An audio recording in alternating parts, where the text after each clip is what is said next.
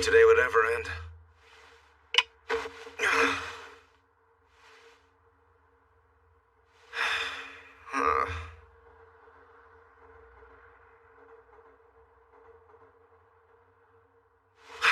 Gotta get up.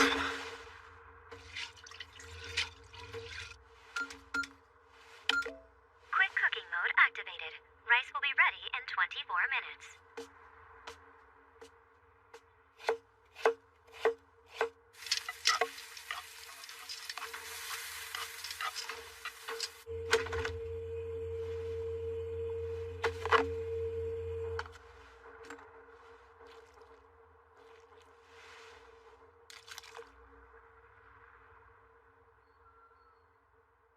A midnight one-soup, three-dish dinner featuring miso fried pork ribs. And now I just add the radish sprouts.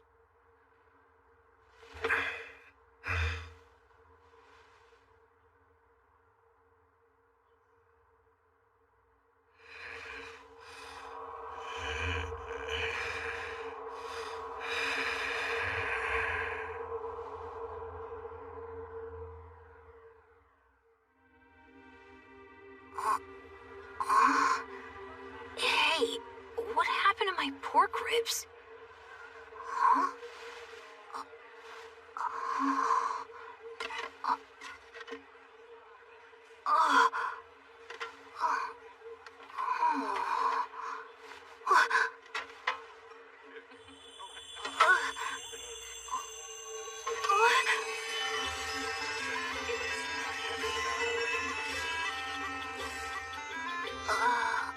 What's going on?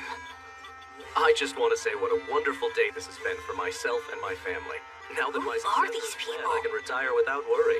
You're gonna retire? Now I know you're joking.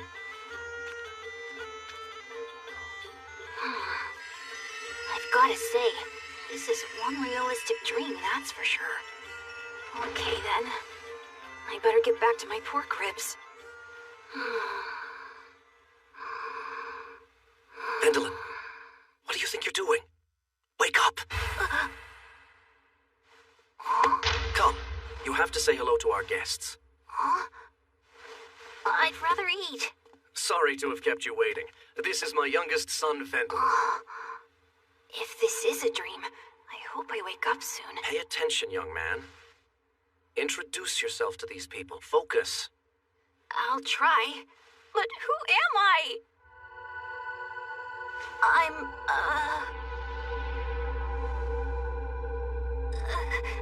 My name is...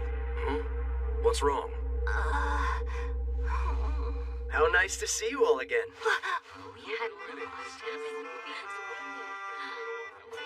Let me say that we're all very grateful that you took the time to come so far for my older brother Kurt's wedding. Allow my younger brother, Vendolin Bonveno Baumeister, and I to pass along our most profound thanks to everyone. I guess that must be my name. Vendolin, is it? Would you mind if I just called you Val? What? Sure, that'd be fine. Here you go. It smells good.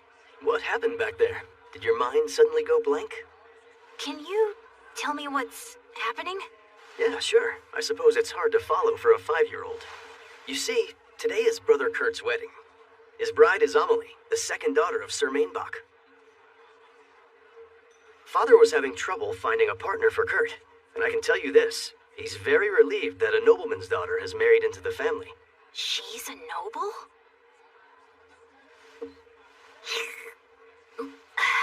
Can you explain something to me, Eric? If a noble's daughter marries into our family, what does that mean for all of us? Are we nobles? I can see why our family's nobility might seem confusing to you at times. See, although we may not look it, we Baumeisters are nobility as well. I'm a noble. Cheers! Well, I sure didn't see this coming.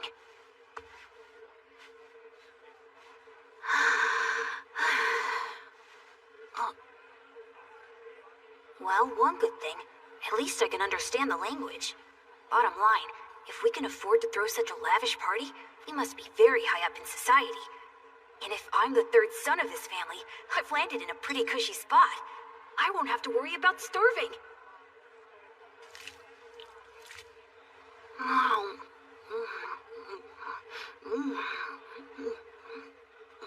Nobles really eat good food.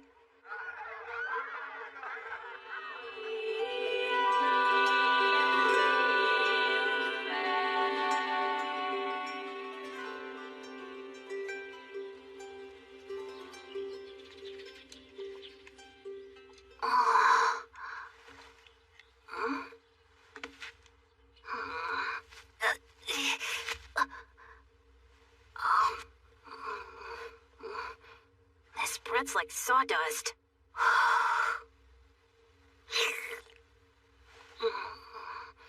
This soup is just water.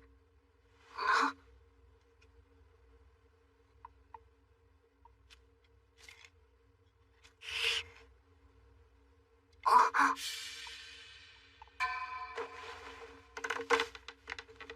What's wrong, Vendolin? Nothing. There's no more soup if that's what you were looking for. Do you know where Brother Eric went? To the river. He said he was going to try and catch something for dinner. You thought we were high up on the food chain? I think we ranked just above these fish. Hey, wait a minute.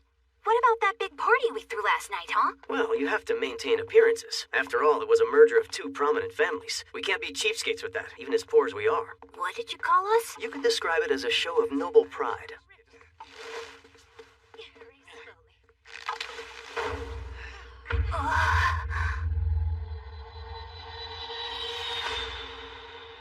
But don't we eat like that all the time? What about the food we served?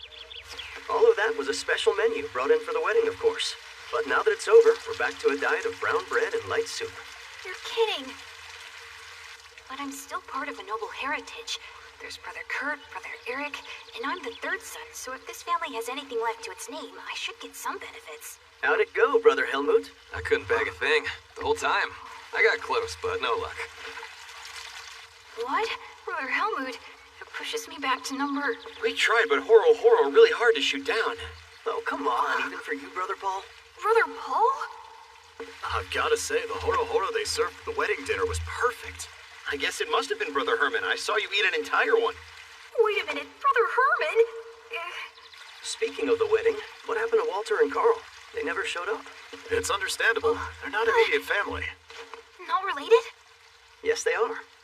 A different mother, so actually they'd be your half-brothers. Brother Walter and Brother Carl?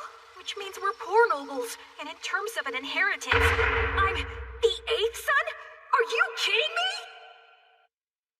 So this is the kingdom I live in now. Here in the center of the country is the capital, Stutberg. There are about 1 million people living there, the highest concentration in the region. South of it is the Dukedom of Bleichroder, where the biggest mercantile center in the southern part of the country is located, the town of Breichberg. It's a growing area, and at last count, it had a population of 200,000. But to get where I live, you have to go much farther south and cross this huge mountain range. You travel through some rough terrain and eventually find the backcountry I'm in right now. It's known as the Baumeister Knightdom.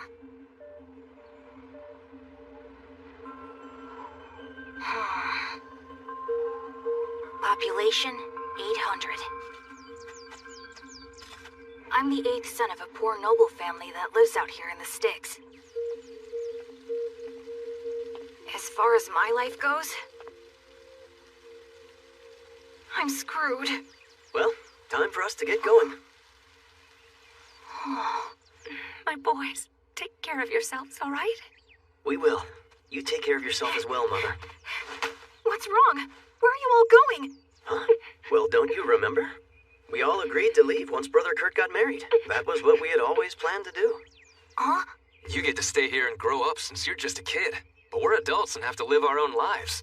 But couldn't you all divide up the land and each have a piece of it? Do you really think a poor family like ours could afford to just divvy up the property? The only way to preserve it is to give it to Brother Kurt. We decided to clear out and give up our succession rights in exchange for a monetary settlement. Once we leave the family, we cease to be nobles anymore. Oh, that's just great. We cease to be nobles? That doesn't explain how we're supposed to live. Well, Brother Herman is the second in succession. He married into a branch of the family in case anything happens to Kurt. That way he retains his nobility. But we'll have to make our own way in the world and go live in the capital. We can learn to read and write, to prepare to be soldiers in the military. We could be lower management, or who knows, even adventurers if we're skillful.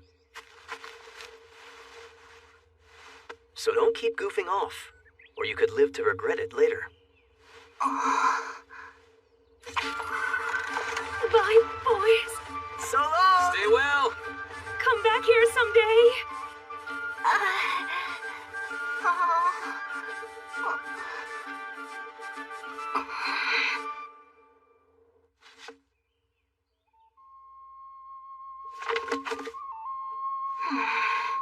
Volume 8 of Count Salmon's Poems of Love?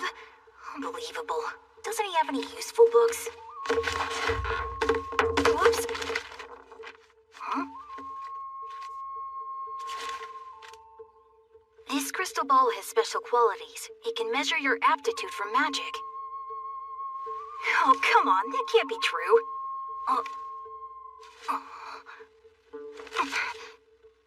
Every living individual possesses mana.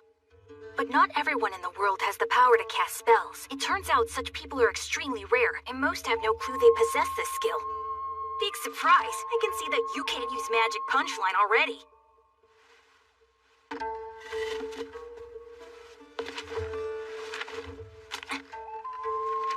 To begin with, magical aptitude is not hereditary. It can be stated that everyone has an equal chance of possessing the talent to become a great magician.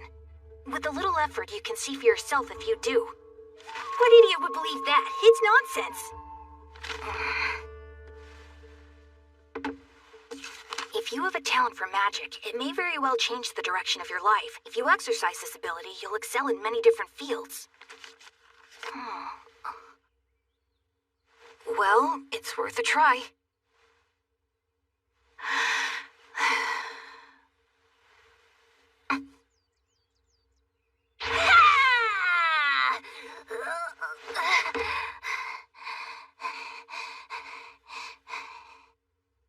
Oh, please. It's not like I'd fall for this crap anyway. I gotta go.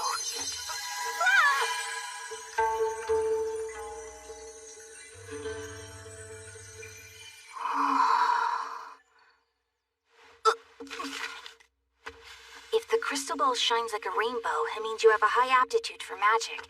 In which case, we recommend you begin training with specialized guides immediately to develop your abilities. The end? What? That's the whole message? I need a guidebook! Let me see. Magic. No, that's not it. Baron Montbell's Chronicles of Debauchery. Count Larwin's Guide to Relaxed Tourism. Volume 23 of Count Salmon's Poems of Love. Oh, useless. There you are. I've been looking for you, Vandelin. I'm glad you're here. Do we have any other books? Not really. Never needed them. I can't read. I want you to go to the forest and pick up some firewood.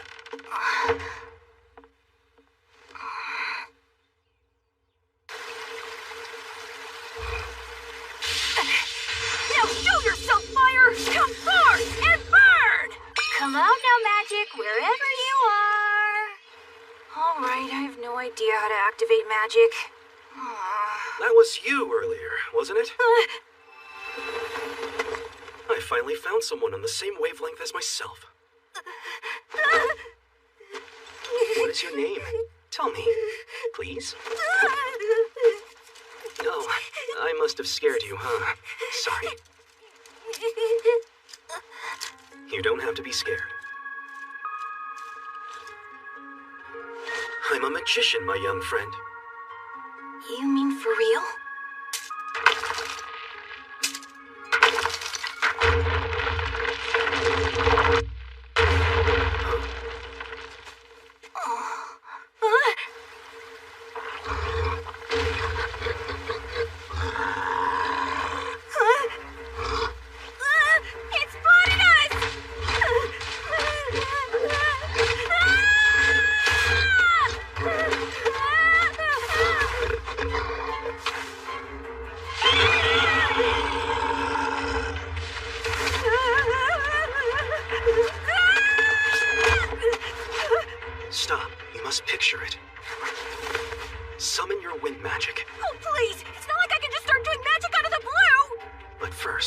must clear your mind and accept the mana that's within you.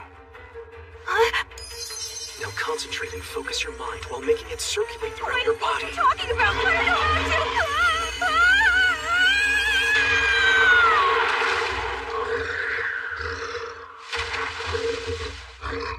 to. Did I do that? Congratulations, you've just cast your first spell.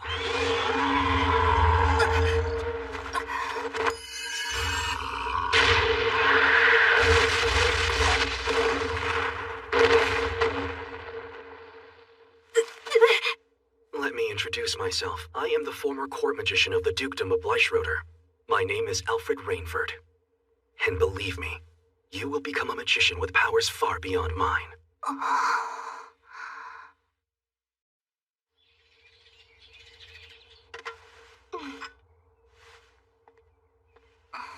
Is this water for after the meal?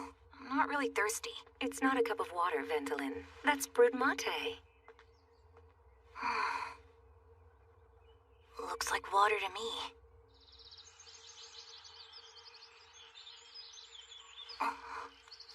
Huh?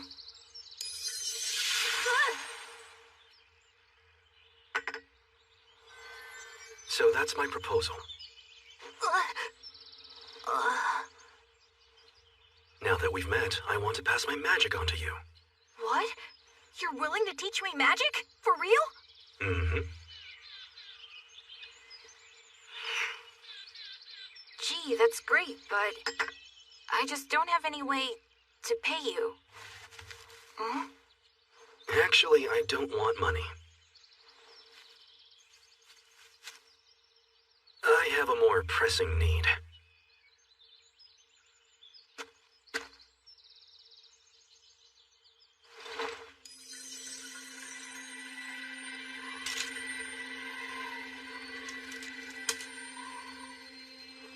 I just want a disciple.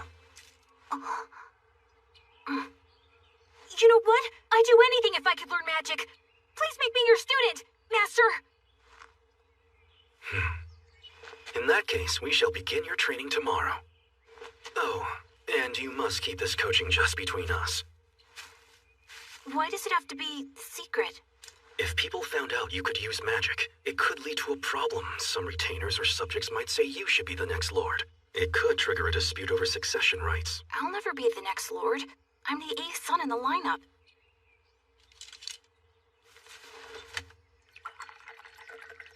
Listen. Oh, what? You're too young to really know this, but magicians hold more power than you think. Under the right circumstances, you could become the next lord. In a heartbeat. Really? I could? It's the truth, and I believe a succession dispute would be too dangerous for a child like you. To avoid that, it would be much better if nobody finds out for now.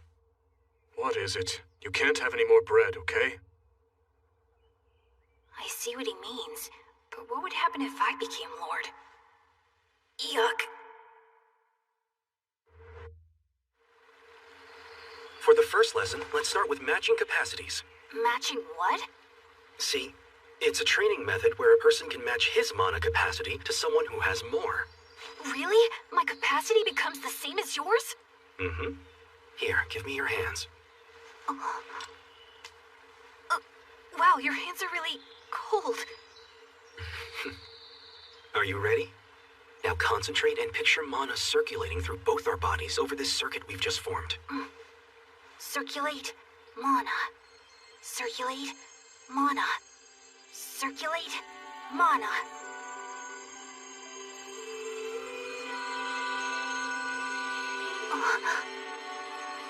The mana. I can feel it. Well, that confirms it. I knew I was right about you. Huh? A person's maximum mana capacity is determined right from the day he's born. It doesn't increase any further with age. And so, I was thinking, there was a possibility that you wouldn't be able to reach my capacity. However, you not only matched it, you surpassed it.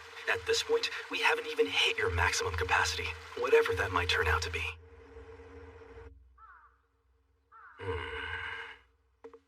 What is it? What are you looking for? It's nothing, but I could have sworn that... Our crystal ball used to be up on that shelf. Who would have moved it? Was it Vendolin? I bet it was! He must think he has an aptitude for magic or something! He probably took a look at his pitiful existence, then cried so hard he couldn't put it back.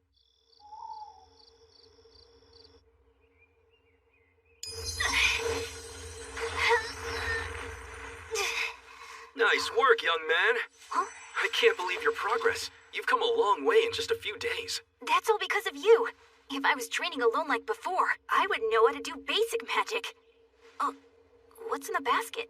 Oh, vegetables. I remembered. You told your family you were going out to find food. This will help you avoid any suspicion.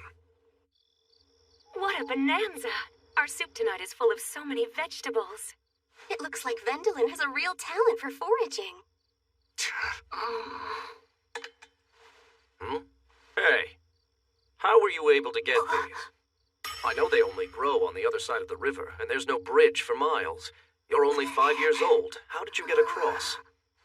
Did you magically fly? No, of course not. Wouldn't that be something? That kid couldn't really be a magician, could he?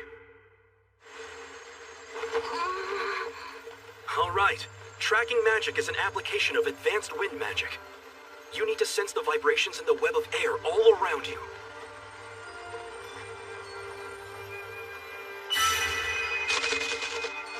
I found one!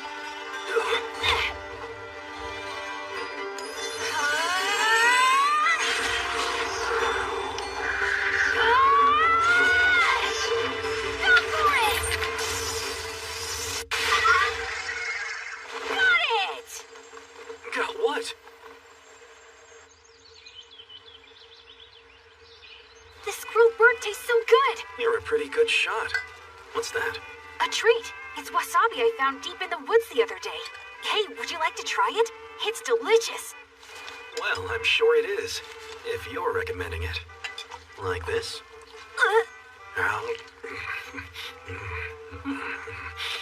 Hey, this is great. That reminds me, I wanted to tell you something. Yeah? You shouldn't go too deep into the woods. Why? It's a dangerous place. There are a lot of monsters who live there. Really? Yes, beasts against which ordinary humans would have no defenses. So you're saying I could have been killed just going there to get wasabi? May I have more? I guess. In spite of that, it might be worth it. Enchanted forests are home to foodstuffs and herbs impossible to find anywhere else. There are many stories about people waltzing into them, thinking they found a way to quickly get rich. And what happens? That's a good question. Nobody knows because they never come out. I should tell you, I feel like Brother Kurt's been watching me lately.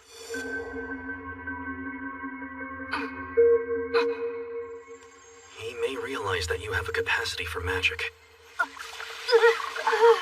He could be afraid that he's going to lose his succession rights. That again? I don't know what's so important about someone becoming a lord. What's the matter? Don't you want to be a lord? I won't lie, I've thought about it. But it sounds like a giant pain in the rear. Brother Kurt would never accept it.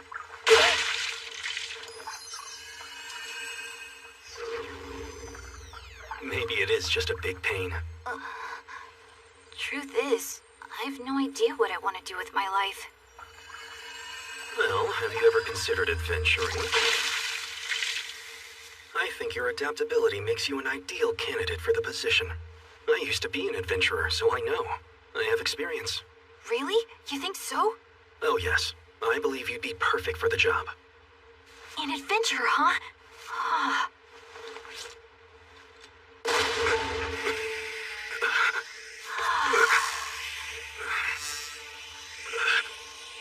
Please, not yet. I need a little more time. Really, Vendolin? You've decided to become an adventurer? Yeah? But wait, wouldn't you have to go to Adventurers Academy? Yes, I'm thinking of enrolling when I turn 12. I thought the school was located on the other side of the mountains. Obviously, that would require you to leave the Baumeister domain. Right. He could go. However, there's one big problem. What would that be? We don't have enough money to enroll you in the school. Don't be silly.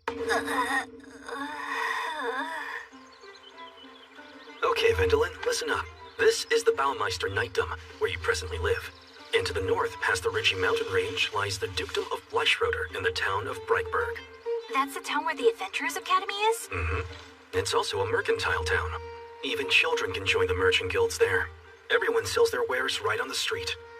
And that's how I'm gonna earn my tuition. All right. But keep in mind, Breitberg is quite far away. To get there, you'll need to learn traveling magic. I don't know what that is, but I'm guessing you mean teleporting and things like that. Maybe even flying? Of course. It's called flight magic. Once you've mastered it, you can go any place. Here, let me show you.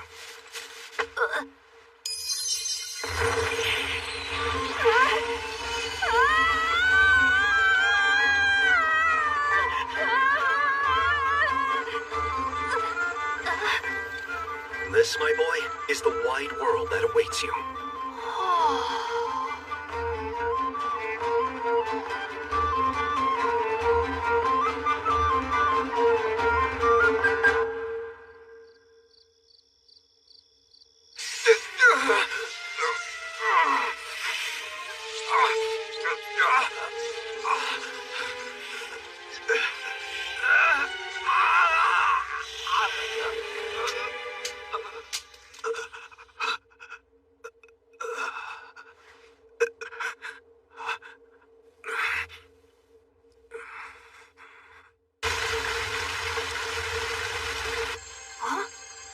We'll be finished with your training tomorrow.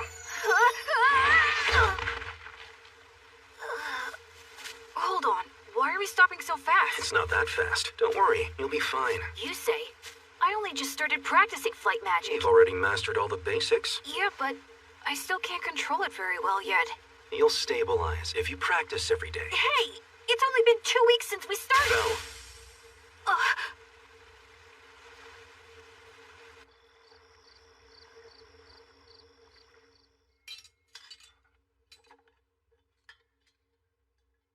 There's news.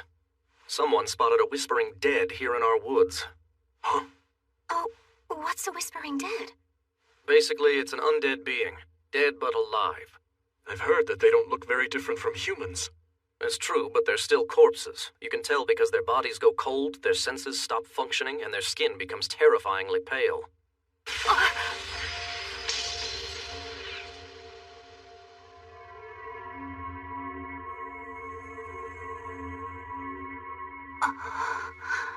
And then after a few years, they become zombies. They have no connection to humanity, and they hunt people and feast on them.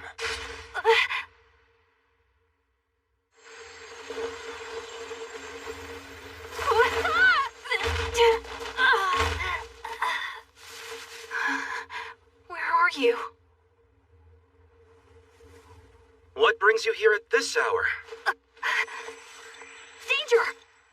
Master, a monster called a Whispering Dead has shown up in these woods. It's not safe here. You have to come to the mansion with me.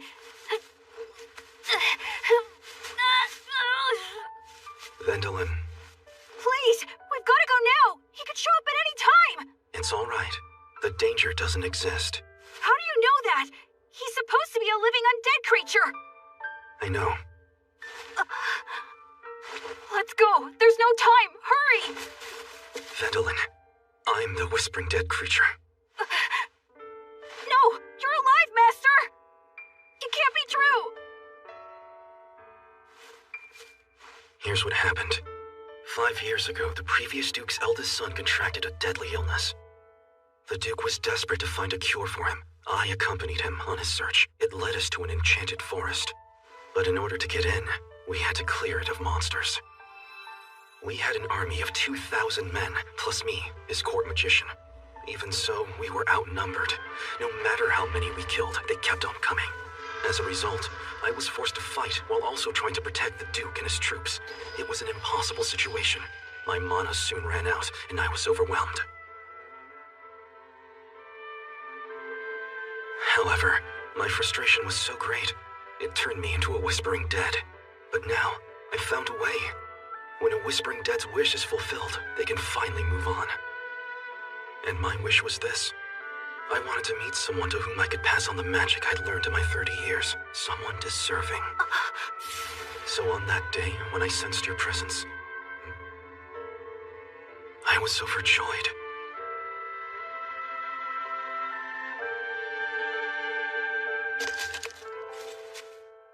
But you were just a little 5-year-old boy. I thought you might run away in fear if I told you I was a Whispering Dead, so I lied to you about myself. Sorry. Say, Vel, if you can find it in your heart to forgive me, I'd like to ask one last favor. Would you grant my wish and set me free? My spirit would be released. I can teach you the magic spells you would need. The only purpose that they have is to purge the undead like me. I can't use them on myself, of course, but I'm sure you could destroy me if I were to give you the proper— Wait, hold on! You're my master. Why would I want to destroy you? It's been 5 years since I became a Whispering Dead. I won't be able to preserve myself in this state using my fading mana much longer. I'll lose my sanity, and shortly after, I'll become a zombie that attacks people.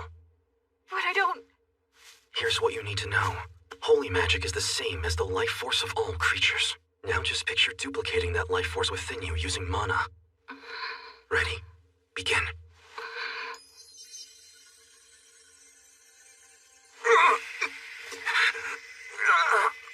I'm hurting you! Vel, it isn't enough. Push harder.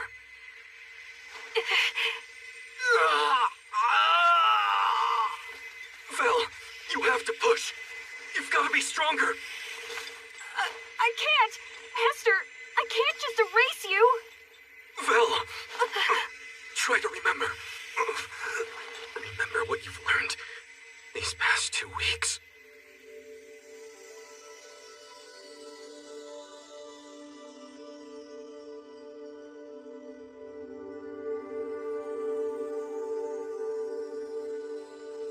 And believe me, you will become a magician with powers far beyond mine.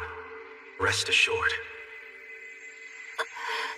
Thank you, Wendelin von Benno Baumeister, for this.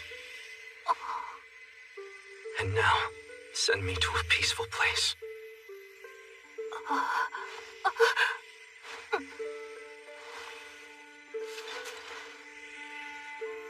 Master, I just want to say thank you for everything. This time, I will erase all your fears. So goodbye, my friend.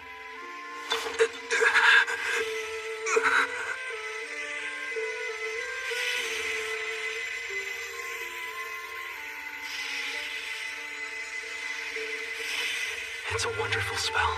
I'm being enveloped in such a pleasant warmth.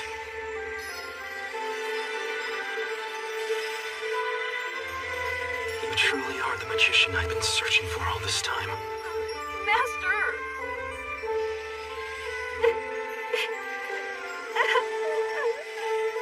Vel, you've just begun to live. Always be true to yourself.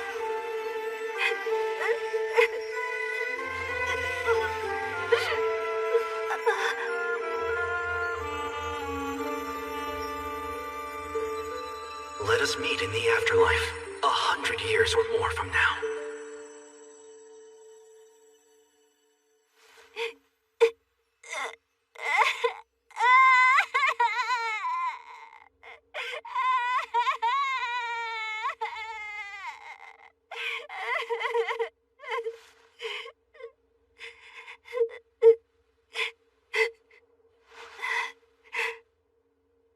Your last lesson to me was be true to yourself.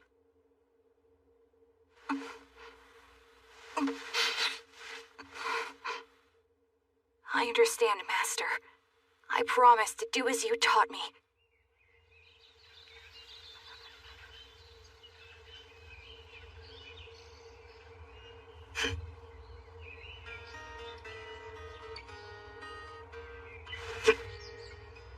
Take care.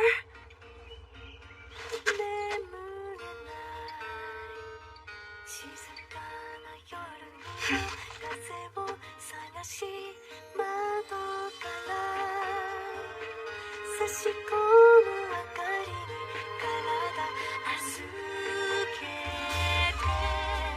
耳をす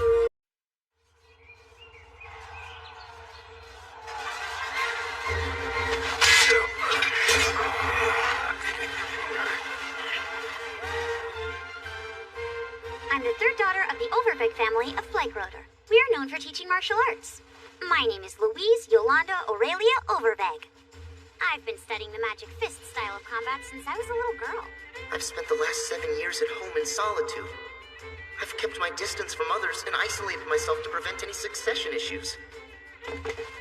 I come from the Hillenbrand family, their third daughter.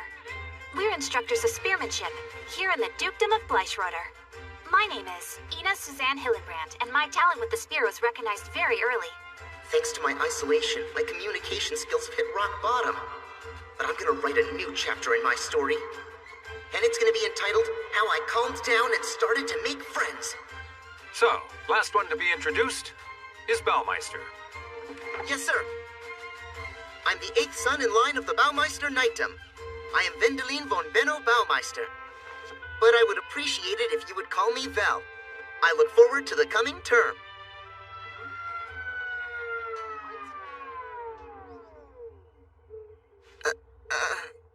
All right, listen up.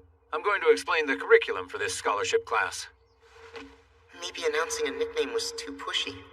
We'll start by going over this form. Everyone take one, please. It's a party registration form? Beginning next month, all of you will start training in parties. Between now and then, you'll need to decide who your training partners will be. I guess it's like choosing up sides. I suck at that.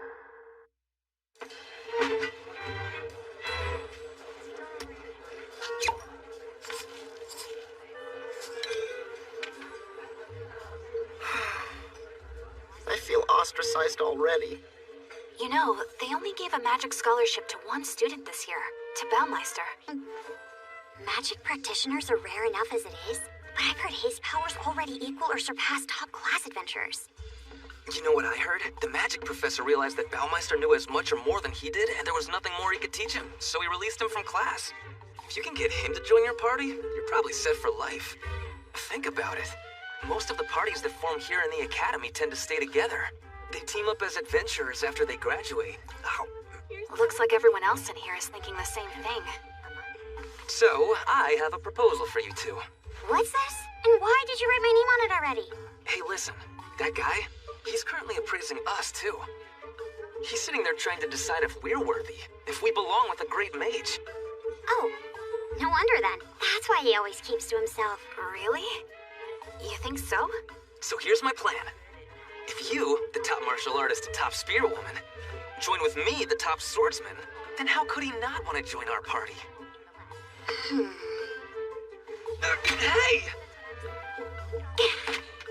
That is a pretty good idea. Huh? You're kidding. You think that'll work?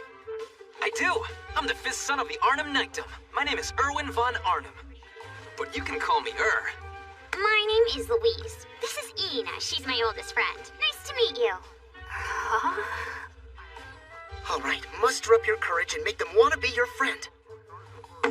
Hi, everybody. This is Sancho Pepper, if you'd like some. It's pretty good. I see that you guys are after the same thing as us. Too bad, though. We've got the inside track. And why? Because we're the Axe Trio.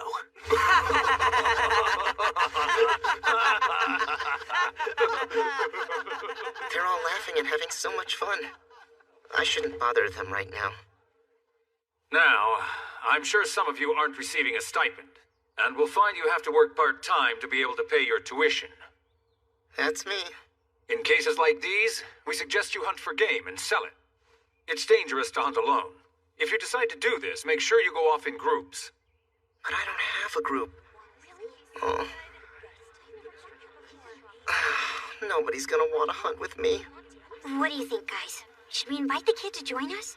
No, we should be careful.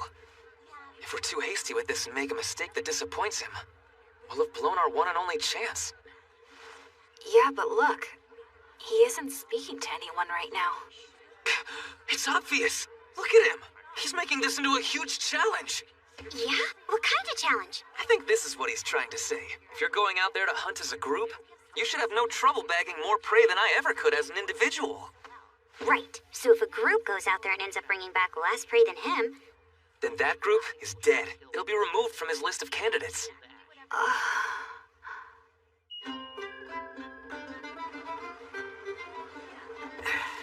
Here you go.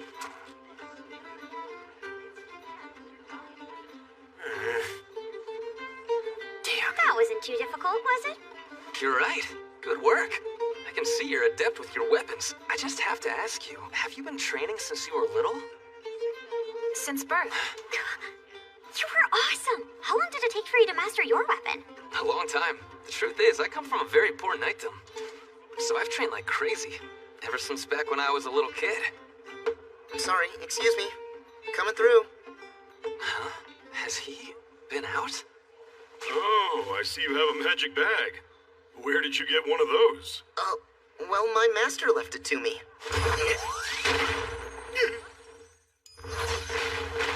What? How did what?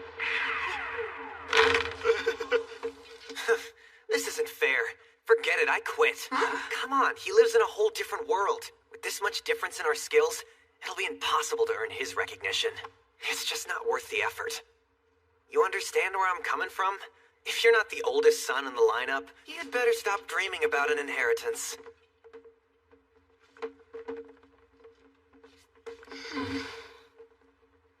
This will be a big help to us. They're all precious bounties. Hope you'll come back again. I will.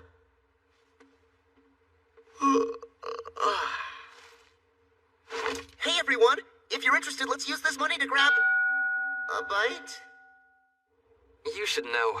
My brother told me the same thing. He said no matter how hard I trained with the sword, a fifth son would never inherit. That I was just wasting my effort.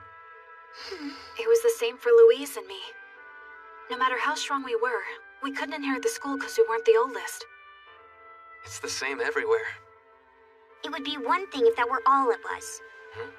The truth of the matter is, both of us were born with a bit more magic power than most people. And just having it was no threat, but it's always a balancing act. If we ever tried to use that power to enhance our physical abilities... Then a normal person stood no chance, right? Before I knew it, I grew stronger than my father and my brothers. And pretty soon, they began avoiding me. It started to get so bad, I ended up having to train... This is so unfair! Why does being born later in line mean we're not allowed to dream? Who made that rule? I don't accept it! I won't just roll over. Let's get going. Let's hunt lots of big game, and make sure Baumeister notices when we turn them in. If we're after big game, we're in the right place. Deep in the forest. The teacher told us we're not allowed to go in here on our own, but we have no choice. Actually, we do have a choice. Come on, I think we should turn back. Hey, heads up. We're surrounded by wolves.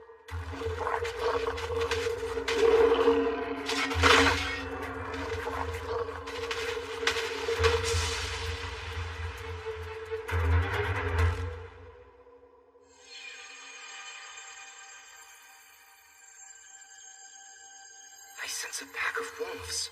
What are they stalking? Are those people? If those are my classmates out there and I'm able to save them, maybe we can all become friends.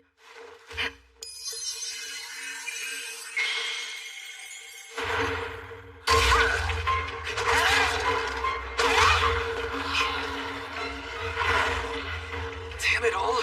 How many of them are out there? Too many. We should have listened to Ina and turned around. Look out! Louise, above you!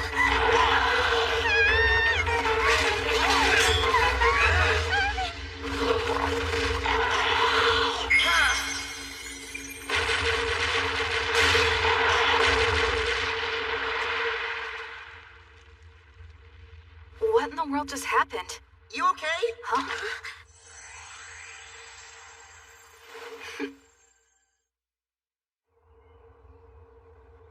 We're sorry. Don't worry about it. We're all classmates. We were all trying to get you to notice us, not cause you trouble. Me? Notice? However, after seeing your magic, I've come to realize that we three live in an entirely different world than you. Sorry. It's alright. You're so much better. We won't ask you to form a party. Ask me? It's a setback, but we haven't given up on everything. It's gonna take a while to regroup, but we'll find some other way to advance ourselves. No, wait, hang on a second. There you are. I've been looking all over for you. What happened to you? Oh, it's just a scratch, really. Did you need us for something? Yes, I have some good news. All the students of our scholarship class have been invited to a garden party tomorrow hosted by the Duke of Bleichroder himself. This is so exciting. A chance to meet the Duke of Bleichroder in person. He's one of the nobles currently competing to become the new leader of the Kingdom of Helmut. If he takes a liking to us, it could open a path to becoming a retainer. Why are you all so excited?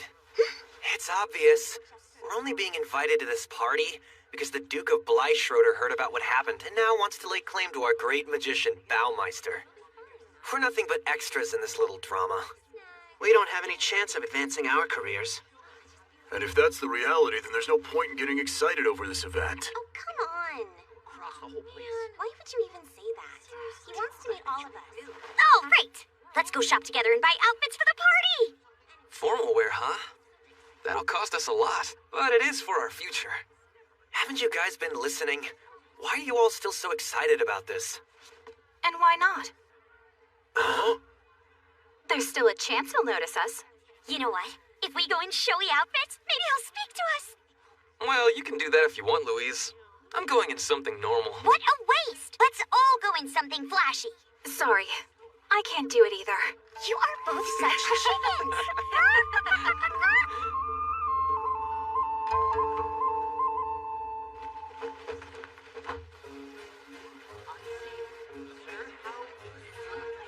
I see him. There he is. Look over there.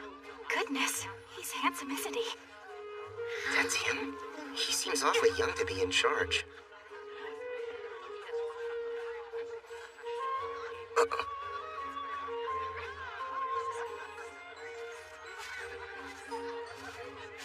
Oh my goodness, look, Ina, he's coming over this way. Right. Nice to meet you. I am...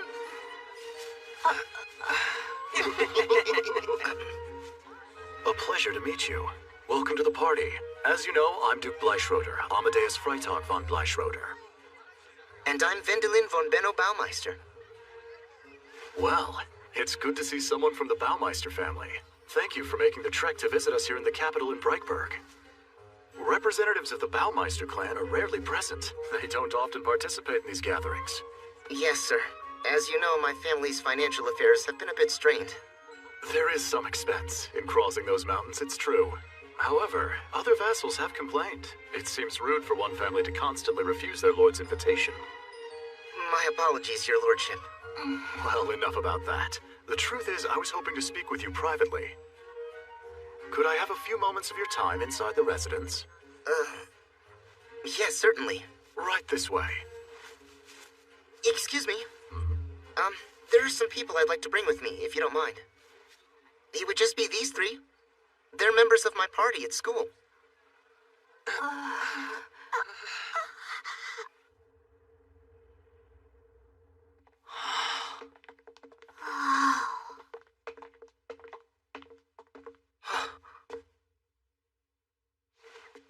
Wendelin, let me introduce you to my court magician. I'm Brintag Ringstedt. Nice to meet you. Brintag was also the teacher to my former court magician, an extremely talented man named Alfred Rainford. Now, there's a story here. Alfred passed away many, many years ago in the enchanted forest very near your family's property. After that, it seems he became a whispering dead. But since I still remained his master, I always tried to keep an eye on the presence of my disciple. Brintag happens to be a talented user of tracking magic. He's able to trace over long distances the magic power of anyone he's met in person. 7 years ago is when Alfred's presence suddenly disappeared. Since he had been a whispering dead, I thought perhaps he had fulfilled his wish and passed on. And then I remembered he had once told me he wanted to meet someone to whom he could pass on all the magic he had learned. At that time, I had thought it over and realized if that was the wish he was clinging to, it would likely never come true. He had a greater magic capacity than even me, his master, and he was counted amongst the top 5 magicians of this continent. I was sure there was no way he would ever find a magician he could recognize as his disciple. And yet now, I meet a man with incredible magic power, who comes from the very same region where Alfred disappeared, and who's carrying his magic bag, am I right? There could be another reason. What are the chances the boy stole it? That would be impossible. That is Alfred's bag. Nobody would have the power to use that artifact unless Alfred himself had transferred ownership. You're the one, aren't you? The boy Alfred chose as his disciple. Correct. Then there's something I'd like to ask you. How were his final moments before passing?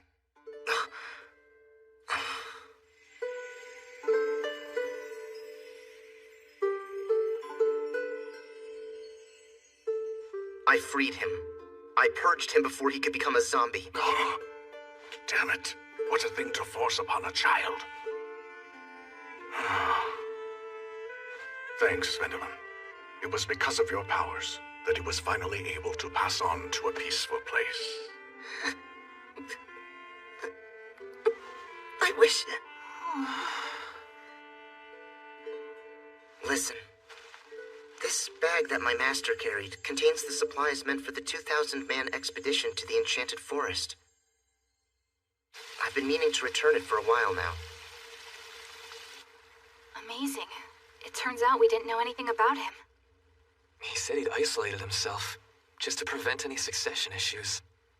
Yeah, he's not that different from us. We even told him the 3 of us lived in another world. Hey! Sorry to keep you all waiting. It took more time than I thought to hand over all those supplies. Listen, what you said about us being in a party... Yeah, did mean to surprise you. It was just that... It doesn't matter. We don't deserve to be in a party with you. The fact of the matter is, we were all planning to use you. We were going to make you a tool to improve our own lives. It was selfish.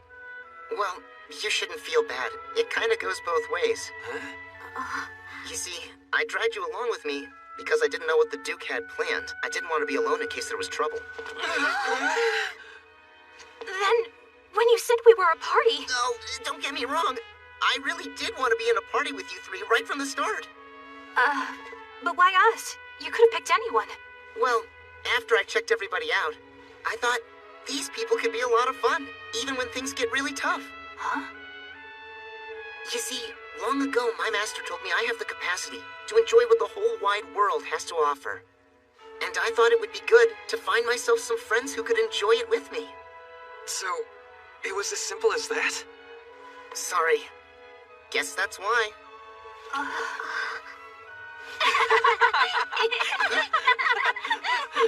We were hoping you'd recognize us for something. We were so desperate, we nearly got ourselves eaten by wolves. If we had gotten eaten, it would have been your fault, Vel. Hey, you just called me Vel. I'm glad you're still here. There's something very important I forgot to tell you. Yes? There's a reward for returning the supplies meant for those 2,000 men. 20% of its value. I'll send it to you later. It's 1,000 gold coins. Excuse me?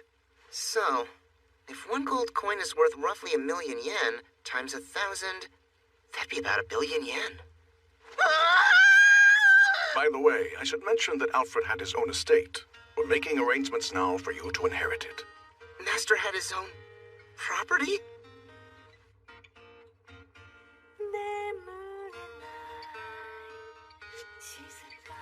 What a place. But it's way too big for a student living all by himself. Wonder if anyone would be interested in sharing it.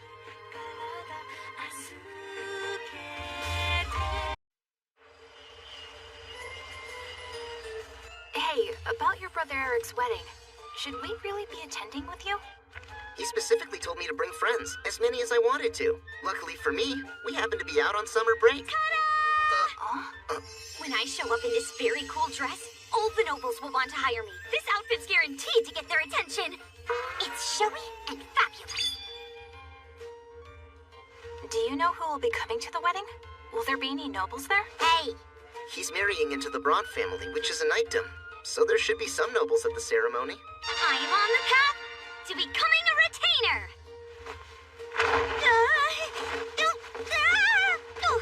I beg your pardon. Huh? Irvin? This isn't natural. Ships aren't supposed to fly through the sky. Take it easy, kid. You don't have to worry. A magic airship won't just fall out of the sky. We're safe. I thought only your friends were invited to come along on this trip. Brantog was heading to the capital to report on the status of his domain. He offered to guide us since it was going to be on the way for him. Hey, is that a guidebook for the capital? Oh yeah, they sell something there I've wanted for a long time. What a relief. I'd hate for us to crash. Well, I wouldn't say that's an impossibility. Huh? I mean, if we were to be attacked by a huge dragon, we might not stay airborne.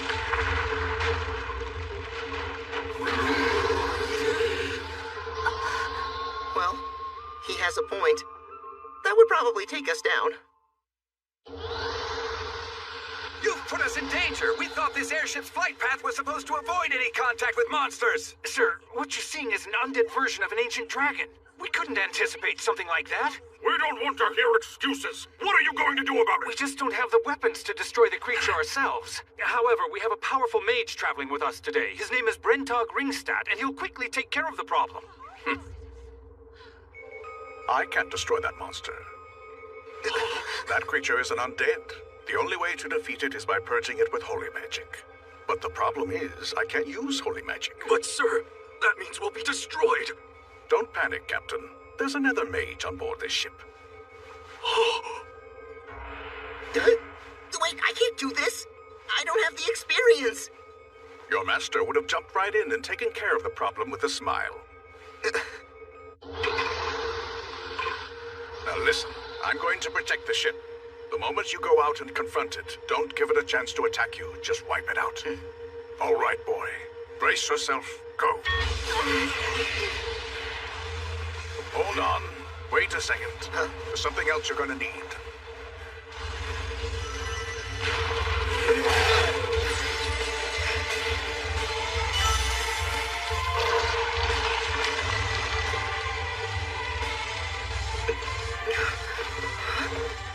Part of a magic barrier. I told you I'd protect it. My disciple's disciple. Just as I would expect from my master's master. It's time to get rid of this flying puppet.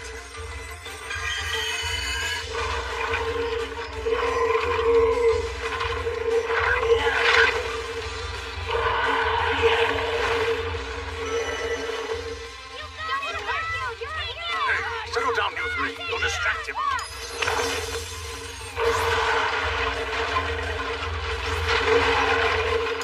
Come on. It's not enough. I need more, even more. All the holy light I can generate. Here we go. I hope it's enough to finish this fight.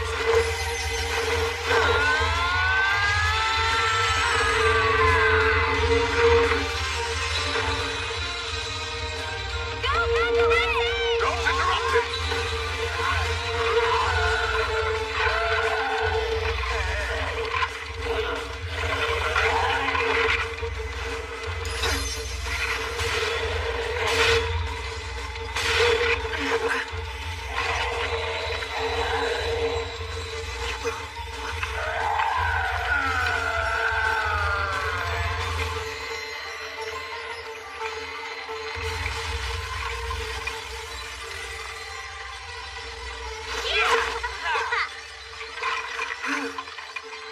What are you doing, boy? I told you to use your bag to collect all those bones. Now get him.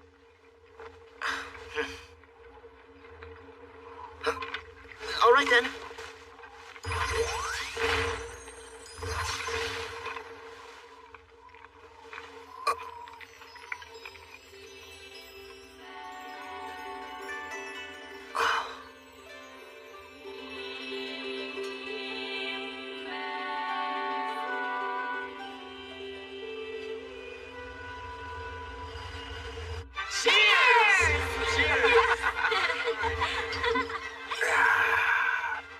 will make it to the capital safely. Well, that's a relief. I've been looking forward to shopping. At this point, you might find it difficult to do that. Hey, Arutario, I didn't know you were on board the ship. Yes, I enjoyed watching the show as the boy here defeated that dragon. Bet you did. This reprobate was one of my compatriots back in the days when I was an adventurer. You mean you were both members of the same party? Nowadays, he's the head of a huge merchant company in the capital. He's known for his business's political connections. That pretty much sums it up. It's a pleasure to meet you, little hero. And you as well, sir. So can I ask, what did you mean about shopping being difficult?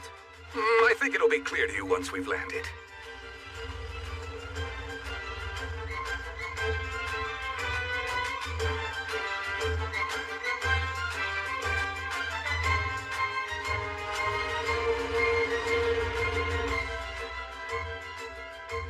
Hey, we finally arrived! Largest city I've ever seen. I guess we're finally in Stadtberg.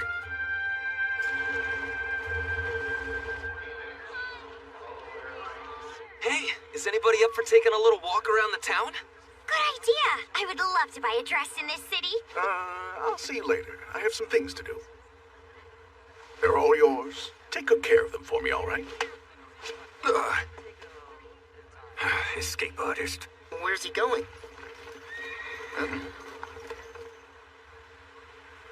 Guys, are we in some kind of trouble?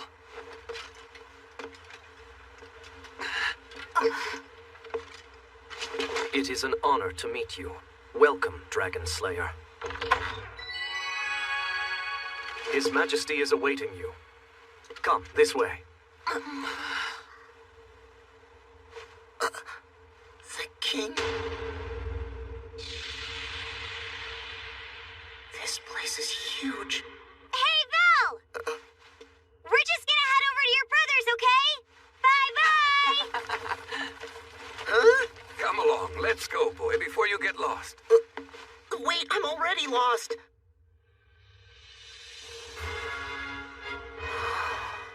Now approaching the throne, Your Majesty, is the slayer of the ancient undead dragon, Master Vendelin von Benno Baumeister, accompanied by Arutario Mayhem, standing in for Brantar Kringstadt.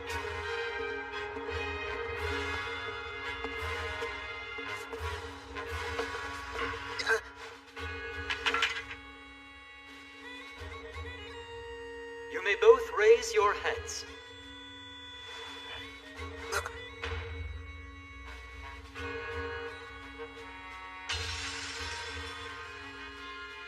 I must say, you're a very young man. Hear me now, Vendelin von Benno Baumeister. Your Majesty? I say today, in honor of your achievement in slaying an ancient dragon and defending the lives of the passengers on our magic airship, I hereby grant thee the 6th rank of Baronet. Kid, here's where you speak. That pledge I taught you? Right. From this day on, my sword is pledged to Your Majesty, our kingdom, and our people. Huh? Wait a minute. Did I just become a baronet? In addition, we hereby bestow upon you the Twin Dragon Medal. Are you sure it was okay to miss seeing His Majesty? It'll be fine. The boy is the star of the show anyway. Oh, thank you. Is that right? Is Vel really going to become a baronet? Sure, he'll be granted a noble rank at least that high. I can't believe that his coming to my wedding would earn him a higher noble ranking than our father. Oh yeah, as I recall, your family only had the rank of knight, didn't they? That's true. And if it turns out that they're really making him a baronet, wouldn't that create a separate, independent line automatically? Yes, it would. Vendelin leaves your family, and he is then placed at the head of a new Baumeister family. So, is Vel going to now stop being an adventurer and leave us? Not at all. Even if he's granted nobility, he'll be a noble of the robe without any land. He won't have any reason to stay in the capital. Whether he decides to continue adventuring will be entirely up to him. So Vel should be really happy about this promotion, right? There are definitely some exciting aspects to the position, but... But what? It's not all gold carriages and visits to the castle, I can tell you that. I'm sure he's getting a full taste of the challenges that come with it. 170,000 gold coins for the bones and magic stone. Lord Marshal Edgar, I believe 130,000 coins is a fair amount. He wanted me to collect them because they're so valuable. Lord Commissioner Ruchner, surely you're not suggesting we be stingy with the reward for Sir Baumeister, particularly since he risked his life in battle. I didn't really feel... We do not have an unlimited budget. Sir Baumeister is a citizen of this kingdom, so I'm quite sure he understands the circumstances. That wasn't something With I the actually... bones of this dragon and the activated crystals we can create from such a huge magic stone, we can make a whole fleet of airships operational and transform travel. Considering all of that, how can you hesitate to reward his foresight and bravery? But you see, the fact At this moment, we're discussing budgetary priorities. I'm sure the young man's well aware of the limitations of our resources. I think both of you need to calm down and consider your positions. Each of you makes an excellent point. Why not give the boy 150,000 coins as a compromise? This is a delicate matter, with all due respect to you, Cardinal Hohenheim. Let me point out, as the foremost practitioner of holy magic who was able to defeat the ancient dragon, Sir Baumeister is the center of attention here in the capital at the moment. For that reason, among others, I believe the royal family would suffer widespread embarrassment if word of the negotiations were to reach the public. Forgive my intrusion. I simply couldn't bear to watch them waste any more of your precious time, Sir Baumeister. I really didn't... With that settled, let us begin making the arrangements. Looks like you have Cardinal Hohenheim trying to curry favor to bring you under the church's influence. Meanwhile, Lord Marshal Edgar's trying to use you to strengthen the military. And Lord Commissioner Ruchner just wants to spend as little as he possibly can, as usual.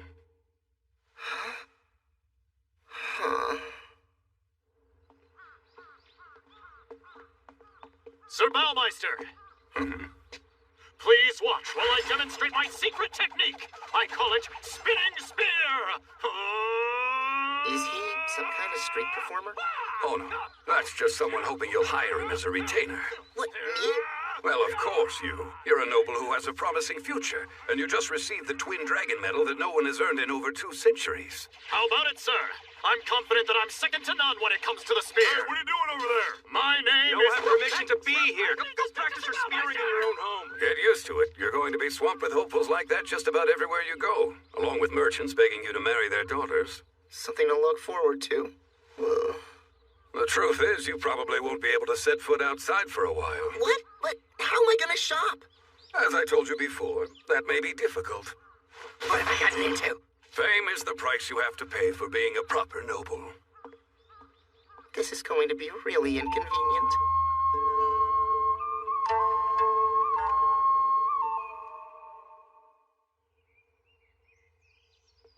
Hi, it's been a long time. Hey there, Vendelin. Wow, you've really grown. You guys don't seem very happy. Is everything going okay? Not quite. It's about our family. We haven't received their wedding gift. I'm guessing that's not good, is it? It's pretty embarrassing. Everyone here will think the groom's family is either broke or doesn't approve of the wedding. Either way, it's really bad. Here's the reality. I got a letter today from our brother Kurt, but I'm pretty sure it was actually written by his wife Amalie. Anyway, the bottom line is he says the family doesn't have the money to buy a gift, and he's asking me and Paul to purchase something in his name.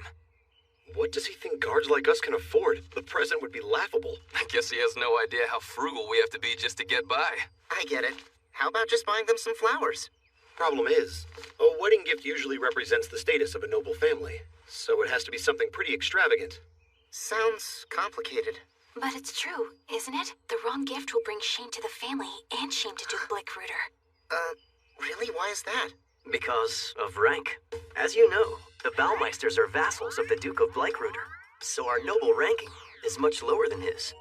By tradition, when this type of situation comes up, the Lord is supposed to lend his vassals money so they can afford a proper wedding gift. As of right now, it's going to appear that the Duke of Blackruder made the conscious decision not to lend us the money. Except, of course, it's actually our family's fault because we didn't ask the Duke for the loan at the outset. Why would we, when we have no way to repay it?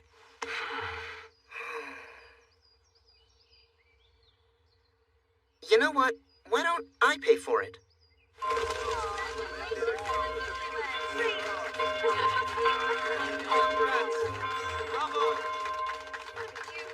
So much for that. Being a baronet is such a pain.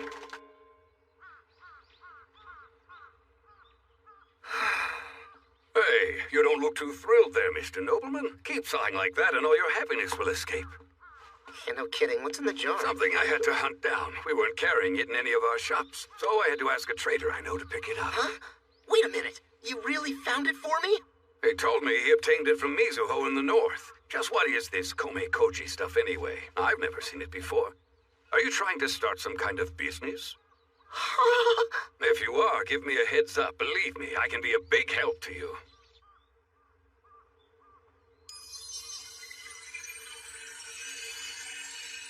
Wait, why are we back here? I was all excited. Brantog said he was going to show us the capital's nightlife. Hey, that's for later. Come on, I have something important to show you. Trust me, you're gonna like it. Let's go. Huh?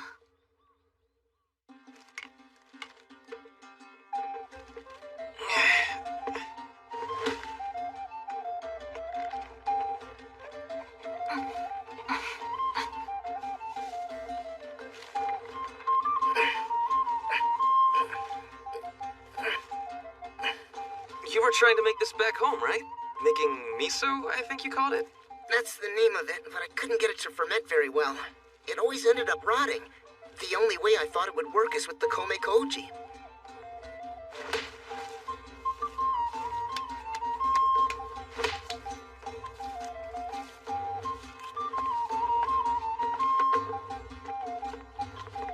Here we go. Whew. Okay, normally we would now let this rest for a whole year. But I'll speed it up with magic. Now please, ferment properly this time. If I remember correctly, I once spoke to an artisan who made miso back when I was still an employee at a trading company. He asked me if I knew the difference between fermentation and rot. The answer was that they're both the same process. The difference is the impact of the intent. It's fermentation when it's useful to people, and when it's not, it's rot. Maybe being part of the nobility is the same thing. Despite the trouble that comes with it, I still have to live in this world and deal with its challenges. That's right. No matter what they are. This is amazing. So it's better if I live intelligently and let others see that I'm the kind of fermenting noble who's useful to people, not rotten.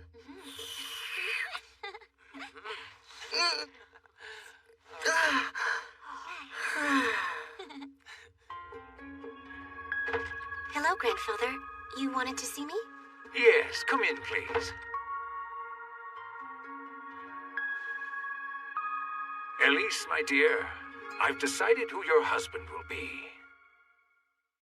Thank you for coming. That concludes your true baptism. Step in here, let's have a chat.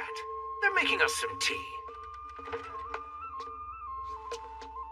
I'd just like to say, Cardinal Hohenheim. I'm honored. I'd like to express my gratitude in being chosen so young to partake in a true baptism. I have heard that such a baptism is typically bestowed only on a select few. And with that in mind, I could not be more grateful that you feel I'm deserving of such an honor. And so, although I could never repay your kindness, please accept my offering. Thank you so much, Baronet Baumeister, and may God grant you protection. Yes, you may enter. Please excuse the interruption.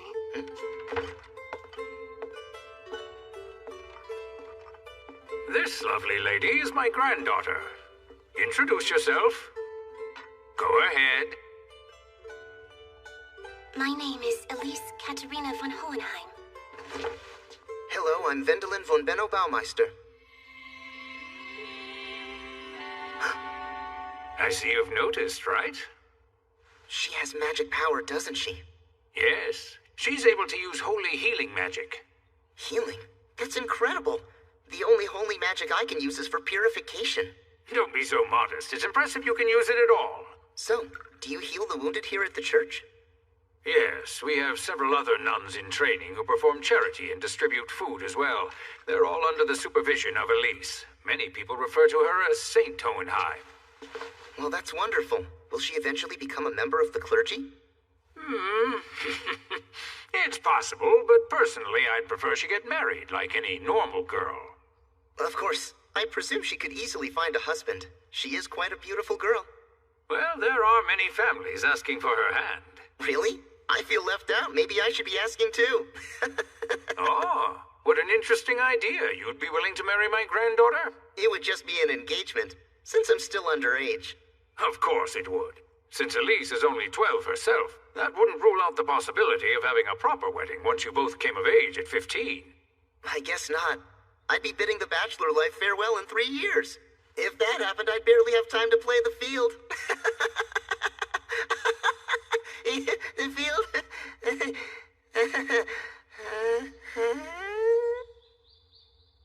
All right. Then it shall be. Excuse me? You shall marry Elise. Huh? Mary, I thought we were talking business. I met her a minute ago, and now we're engaged? Inviting him over for a true baptism and securing the engagement right there? I wonder if I was a little too pushy. Not really, my lord. I think it was very clever of you. However, I do foresee one potential problem. What are you going to say to Duke Bleichruder, the lord of the Baumeister family? That is why I first obtained His Majesty's approval for the plan. Even the Duke won't be able to object in the face of the King's blessing. Very wise, my lord. By the way, the boy left an offering for the church, and when I opened the package, I was stunned. It's an impressive amount of money.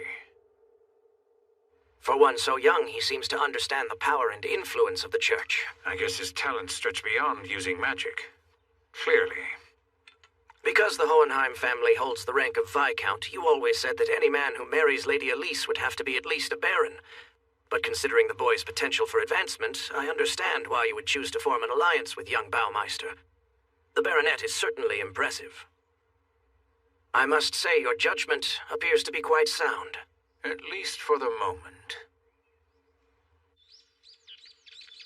I can't believe you went to get baptized and came back engaged. And to St. Hohenheim of all people. Was she that captivating? Lineage and personality. She sounds perfect to me. But it happened a minute after I met her. That seems a little fast, right? How am I supposed to commit my life to someone I barely even know? But isn't that how many marriages are these days? Yeah, you're lucky if you have a minute with them before you tie the knot. That's ridiculous. Love is something that takes time. You have to cultivate it. You know what? My wife and I didn't really meet each other until the day we got married. Huh? It was the same for my parents as well. And I think it was the same for Brother Kurt and Amalie. I had no idea. Ready? Okay, now close your eyes. I see how it works now. There's no such thing as romantic marriage for nobles. An escapee from the circus or something? Are you sure this was a good idea? It seems excessive. It's necessary. You said you wanted to go see the sights of the capital without being harassed by folks looking for work. I know, but I was thinking maybe a disguise that was a little less showy. Relax, enjoy yourself. Maybe buy a little treat for the wife. For my wife, huh? I'm sure she's thinking, I'm gonna be marrying the Dragon Slayer, lucky me. I'll always be protected. You really think she feels that way? Come on, you said she was smiling, right? Well, yeah, but that was in front of her grandfather. I mean, who knows her real feelings?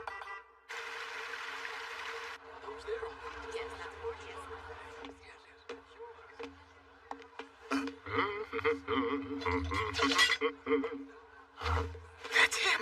The guy I told you about who wants to be my bodyguard! Quit worrying, Vendelin. He'll never see past your disguise.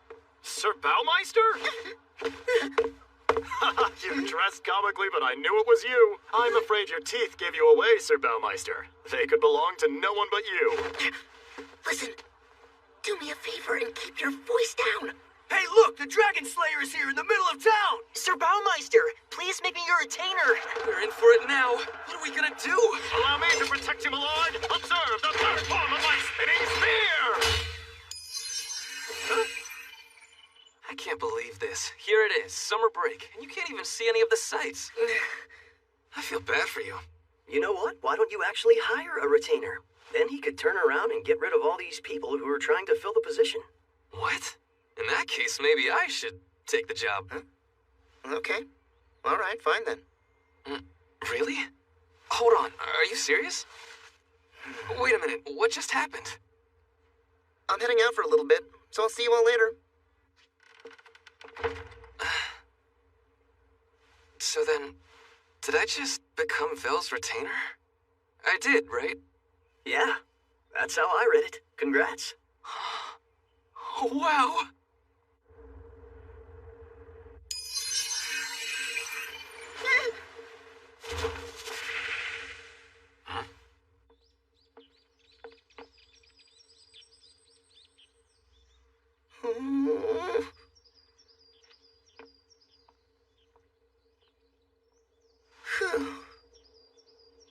Excuse me, Baronet Baumeister.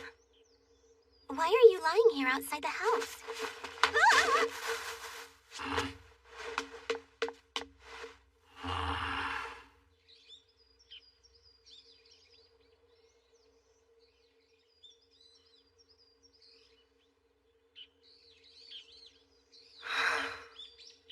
I didn't frighten you, did I? No. Oh. By the way, I thought I'd bring these along. Maybe we could share them.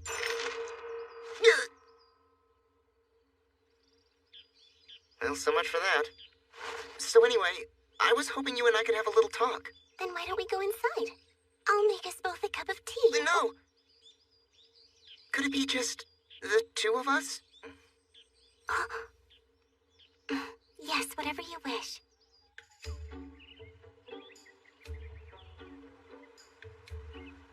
About our engagement this morning, I wondered... I guess what I mean is I wanted to ask how you felt about all this. Oh, I'm fine. I think it'll be a nice arrangement. What do you mean by nice arrangement? It's pretty obvious to me why my grandfather chose you. Yeah, but actually, you don't know the first thing about me. Not true. There isn't a soul in the whole capital who doesn't know about the heroics of Baronet Baumeister, the fearless dragon slayer. That sure spread quickly. I'm happy that one day I will become the wife of such a great man. In that case, I'm glad. I can't believe this. You've become Vel's retainer? We're out buying fancy clothes, and he winds up getting a job? I have to say, though, I kind of thought something like this might happen after Vel became a baronet. He's going to need people around to help him. Then it's not too late. Let's ask Vel to hire us, too. Just a minute. So you're also trying to sign on as his retainers? Well, it's my job to protect him, so I have to tell you both to take a hike. But we're friends, so I'm willing to put in a good word for you with the boss. Thanks a lot. This is gonna be good. Hey, all my life I've wanted someone to boss. Wait a minute. He's saying we're gonna be his assistant retainers? No way. If he tries to treat me like I'm beneath him or something, I'll beat him to death the very first day at the job. They'll never find his body.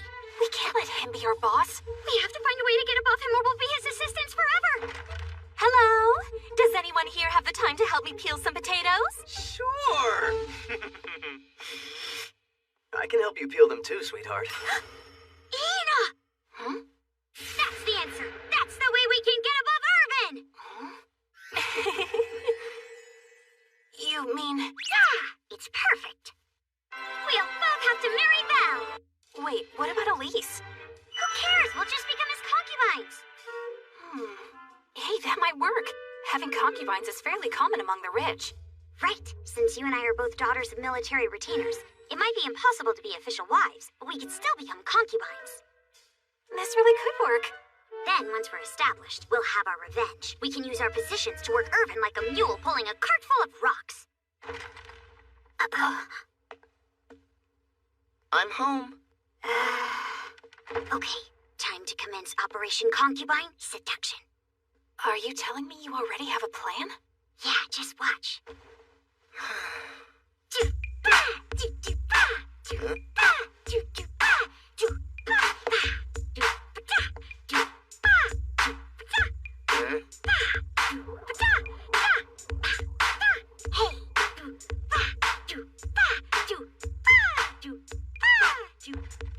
Dinner's ready! Okay.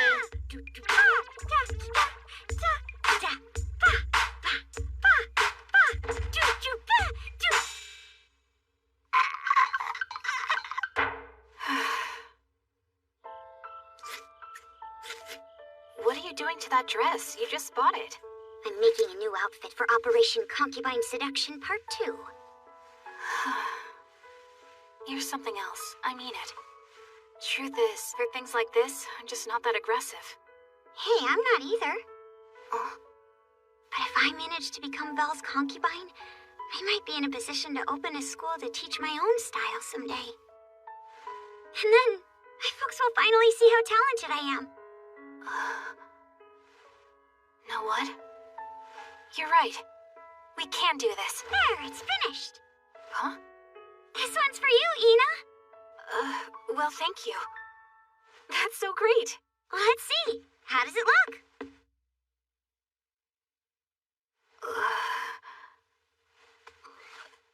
Absolutely not. What's the problem? It covers what it needs to. Are you crazy? It doesn't cover anything. Oh, don't be such a prude. His attention is nothing here. Your invitation, sir. Huh? It's to have dinner with Miss Elise for tomorrow evening. Thank you very much.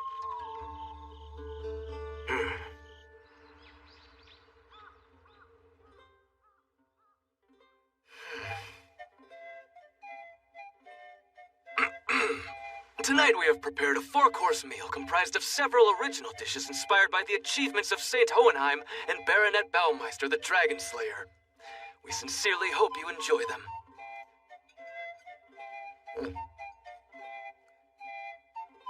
This is Seabream.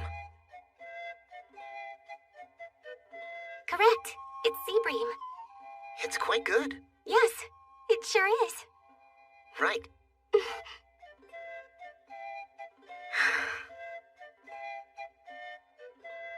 The chef did a fine job. That's true. He's a very good cook. I should be going now. Baronet Baumeister, since this is your first date, may I suggest you might want to give the lady something nice to commemorate the evening? Like what? Welcome to my humble shop, Dragon Slayer and Saint Hohenheim. For this occasion, in order to celebrate your mutual betrothal, we have prepared a selection of items for your consideration. He wants us to pick an engagement ring? Can I ask, how much do these run? Why, certainly. Those rings are anywhere from 10 to 50 gold coins. So that translates to between 1 and 5 million yen. I guess price is no object when you're a member of the nobility. But just look at them. They're all so ostentatious. Listen, I want you to know something, Baronet. Don't feel pressured. You really don't have to buy me something this expensive. It's all right. I was given a very substantial reward for defeating that bone dragon. Huh?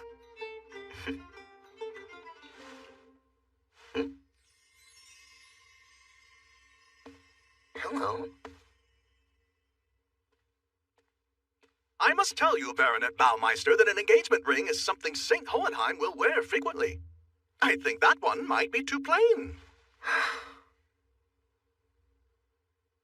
Even so, I'll buy it. As you wish. How much is it? That item? It will cost 300 gold coins. 30 million yen? It's specially crafted, using a magic stone. Even so, that's... Sold. Thank you very much for your purchase, sir.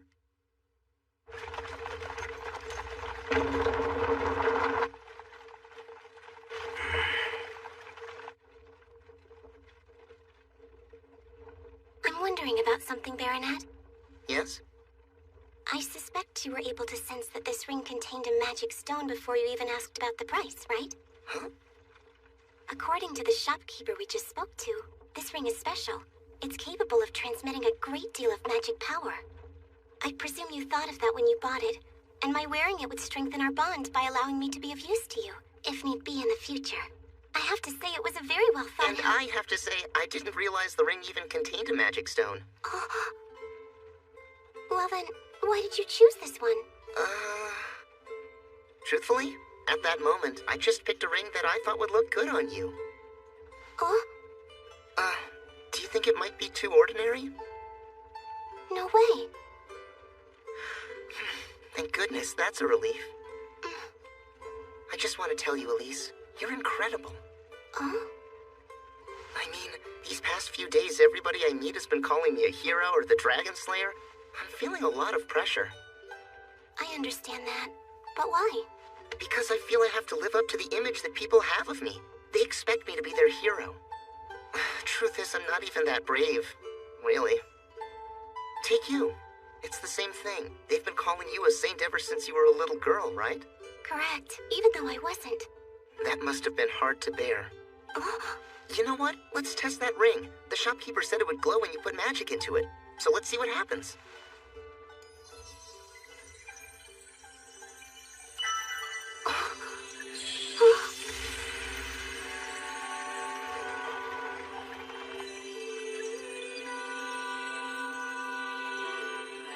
Look at that.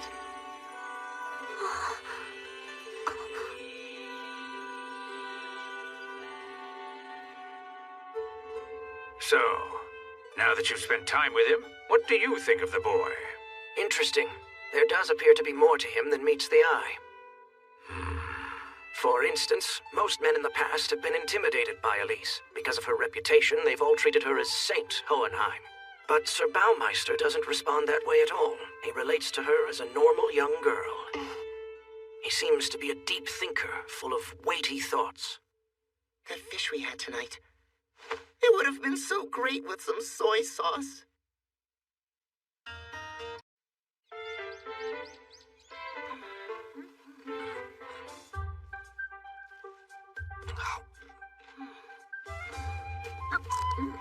So, what's happening with your plans for you two to become Vel's concubines? Oh, that! Operation Concubine Seduction? Hey, since we're already living with the guy, there's no need to rush things, right? We wanted to enjoy our summer break before it's over. So we have a new strategy. We decided to put the whole thing on hold. We'll resume the formal seduction scheme right after we return to Brightburg. I'm making plans now.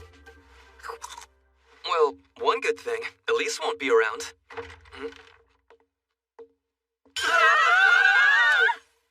Is it a bad time? She says she's traveled here to see Vel. Oh, you just missed him. He's having an audience with the king. I see. Maybe I'll wait till he gets back. I was hoping we could have a talk.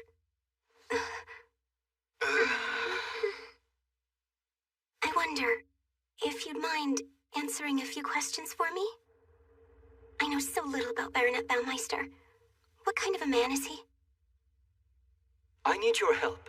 I want you to go slay another dragon. What? As you command, Your Majesty. What have I gotten myself into? This is the Polkenya Prairie. If we could develop this region for farming, we could eliminate food shortages in the capital. But this territory is also home to an ancient dragon named Gregerland. His presence makes such ambitions impossible. So this is why you summoned us. Only a mage can withstand a dragon's breath. Will two of us be enough? Huh? Don't worry, you'll have help. This battle requires a third mage. Present, Your Highness. Ah, I see Sir Brantog is here. I should have known. This is your third mage. It's been a long time, Brantog. I'm glad to see you're doing well. I'm guessing you're the one who destroyed that dragon. Kinda young, aren't you, huh? Is that a problem? No! You're even better than I expected. Remember where you are. My apologies. I beg your pardon. Your Majesty, forgive my enthusiasm. The three of us shall prepare to depart for Polkenya Prairie immediately. Huh? Right now? Worry not, my lord. Success is guaranteed. We vow to put an end to that dragon for good in the name of the Empire. I'm counting on you. Ha ha! He may have magic power, but he looks like some kind of warrior. My friend, that is Klimt von Armstrong, the palace magician. And from what I've seen of the man, he's pretty good.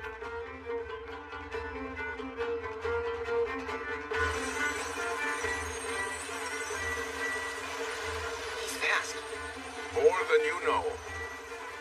First, we'll be going to the military garrison that's located on the border of Palkenya Prairie. Once we're there, we'll nail down our strategy, make whatever preparations are needed for the assault, and then head off to slay that dragon. Preparations? This is causing a lot of people trouble. You're telling me there's a whole army committed to this? We got a message from the palace giving us an update. And apparently the operation has gotten a little more complicated. There are a lot of monsters living out on the prairie where Vel and the military are headed. Once the dragon there is eliminated, there will be nothing left to keep the monsters in check. To prevent that, a decision was made to try and exterminate them. It makes sense, and that's the mission Baronet Baumeister and his garrison are on. It's a tough one. Wait a minute, hold on. Vel doesn't have an army to lead into battle. Correct, which is why they've gone and formed a temporary army. That's odd. Shouldn't a landed noble with a permanent army be the person who's put in charge of such a mission? Yeah, except they would want to keep the land, so... Huh? Wait, are you saying... Yes. The palace doesn't want to give all that land as a reward. A landed noble would expect to acquire the territory. It's fast. So, that's why they're turning to Vel, a noble with no land. You got it. If it's a noble of the robe, they can reward the guy with money. My spinning spear is perfect for exterminating monsters!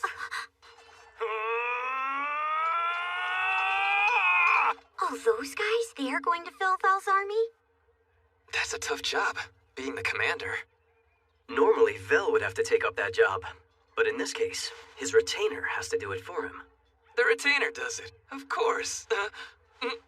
That's me. We're counting on you. No way! I can't take on command of an army just like that! Sorry, but you'll have to. You're Vel's only retainer, after all. I'll help where I can. The title's mostly ceremonial anyway. Oh, yeah, but still. Don't worry, Irvi. Nobody's expecting you to be a replacement for Vandalin. I mean, the army just needs someone to go on a pedestal. Think about it. You'll be nothing more than a figurehead. Someone to inspire the troops. I guess. But I totally understand why you'd be worried to go into battle. They really are a ragtag army. I can see why you'd think that. But I believe they'll be fine.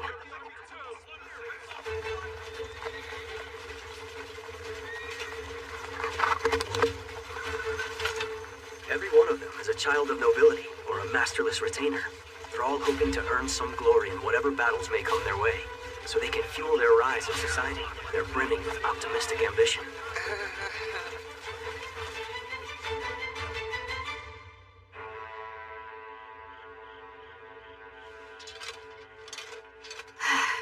Sorry. I guess I'm getting anxious too. We're all anxious. This battle is basically our debut. Stop worrying. We'll be fine. Vel's first battle was against a bone dragon, right? I mean, that was a real test. Compared to that, regular monsters are just... Sorry for showing up so late. No problem, Elise. What brings you here? Priests with healing magic have been called upon. We've been asked to join the campaign. Yeah, of course. Anyway, where can I find Baronet Baumeister? You just missed him. He and a few soldiers left the garrison a little while ago. He told us he was going to be camping out near the Dragon's Den tonight. Then, when dawn comes up, they're gonna go in there and slay it. I'm sure they will.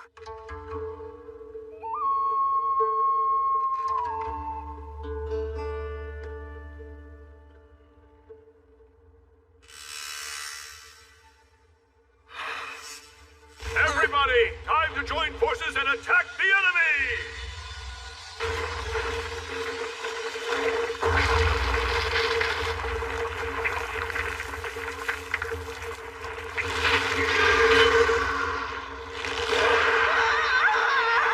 Magic mobile armor, activate!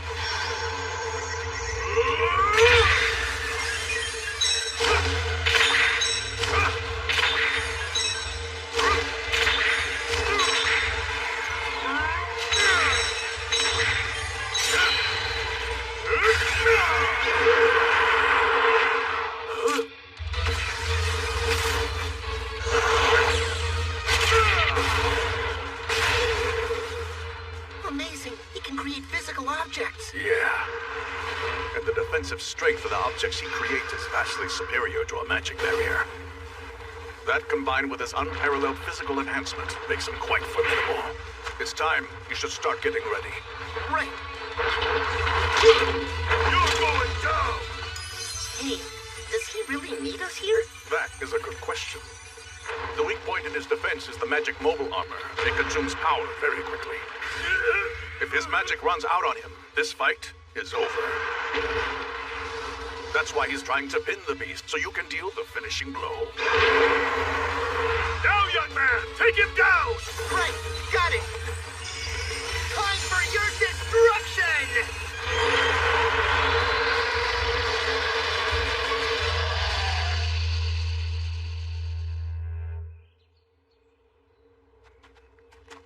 There you are, Elise.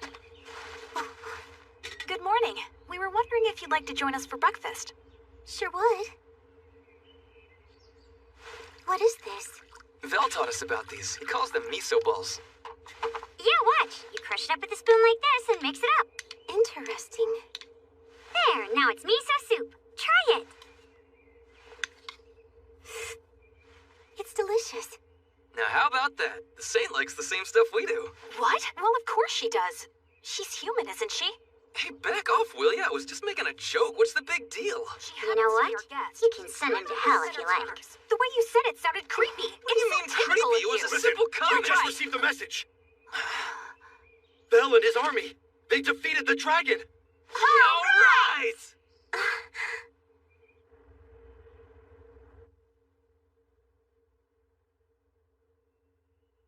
Well done, my boy. Hurry up and collect your prize.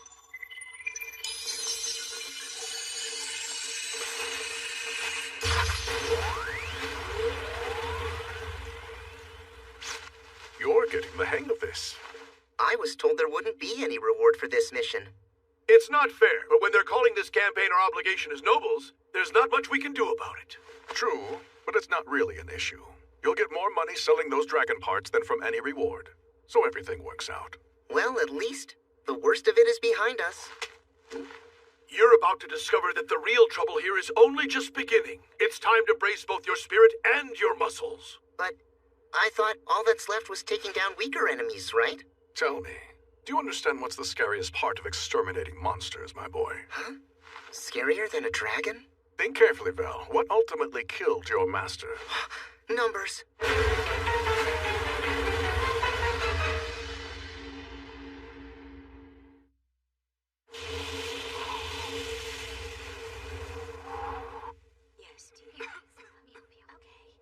We're out of magic. Where's Elise? On it. This man needs to sleep. It's the only way he'll be able to recover. The pain, it's pretty bad. You'll be fine. Just try and relax. Saint Hohenheim is really amazing, isn't she? It's a big comfort to know she's here to treat us. We need some help. Put him over here. That was close. I'm thinking I'm all right. It was hideous. I've never seen so many monsters before. Yeah, the whole front line is in chaos right now. The only reason we're holding on is thanks to those 3 mages. But who can tell how long that's going to last? You're right. Their magic power isn't unlimited. I'm sorry, Elise. Could you help me over here, too? Oh, sure. Someone, where should I put this soldier? Should we help right in oh, my magic. Help me, Saint. Please help me. The pain is so bad.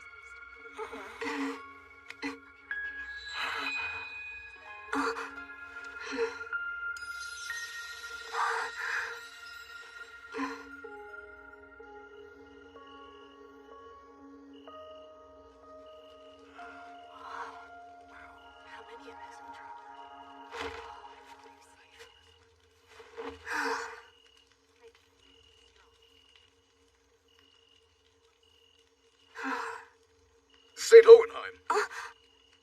Is there something wrong? No, ma'am. I heard about you and the Dragon Slayer. Everybody's talking about how the two of you got engaged. Well, I think the guy's incredible. He really is.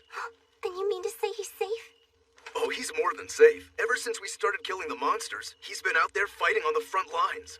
He just doesn't quit. We've only been able to hold out this long because of him. I think it's fair to say he's bolstering the spirits of the entire army. He really is a hero, that Dragon Slayer. That's wonderful. Born heroes like that are really different from the rest of us. Huh? Because I feel I have to live up to the image that people have of me. They expect me to be their hero.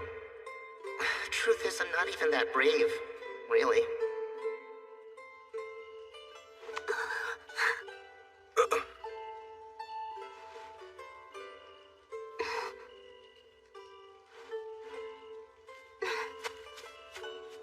She is a saint.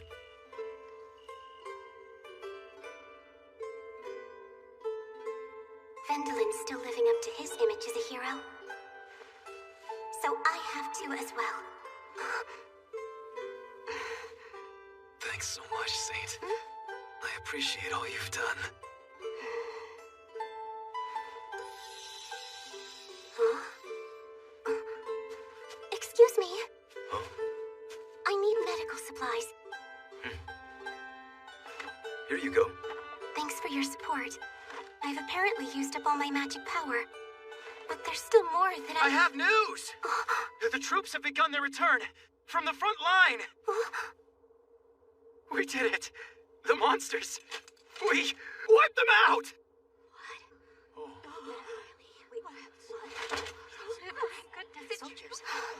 Rescue team! Bring your supplies! Sir Baumeister has been injured in battle!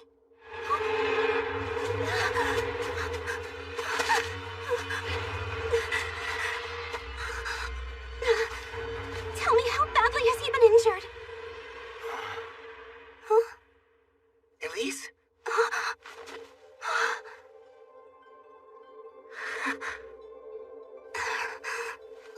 Elise? Elise!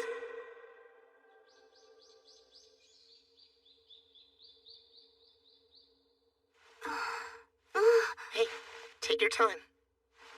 Oh, thanks. But I'm fine now. While I was out there on the front line, I heard something about you. Huh? One older guy who'd been badly hurt said, I was rescued by the Saint right there at the medical tents. Another one said we have the Saint on our side, so we can be strong and keep on battling. Everyone was inspired to fight, and do you know why? Because of all of your hard work as the Saint. So thank you. I'll bet you could use a little rest. I'll bring you some water. Huh? What's wrong, Elise? You said that you're not really a hero. Except that to all those soldiers out there, you were their hero when they needed one.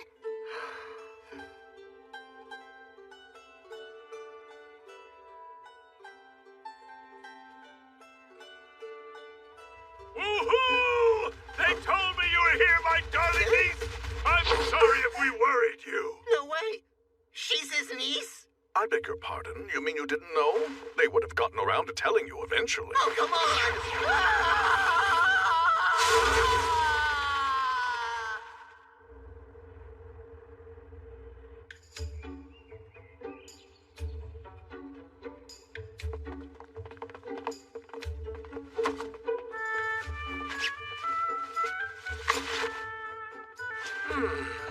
Huh? Wait, now hold on a minute. When was this portrait made?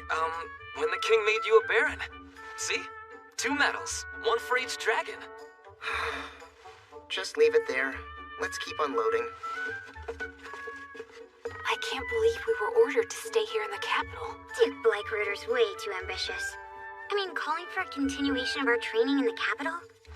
Or maybe he's just tense. I brought the miso. Does it go anywhere in particular? That stuff's pretty heavy. Let me carry it for you, Elise. Thanks for bringing it. Now that they're engaged, they're gonna start living together. It'll be awkward trying to seduce him in front of his official wife. A big challenge for Operation Concubine Seduction. That reminds me, do you mind if I ask you something? What is it? I've been under the impression that there was an arrangement between you and the girls, that you were engaged, except you hadn't announced it yet. No, what made you think that? I guess mostly because you've all been living together. We've had some discussions about... Do concubines bother you? No, I think they're perfectly normal. That's the same business-like response everyone gives me. If so, we'd like to marry him too! This is her best chance. It's now or never. This could be a big turning point in Operation Concubine Seduction.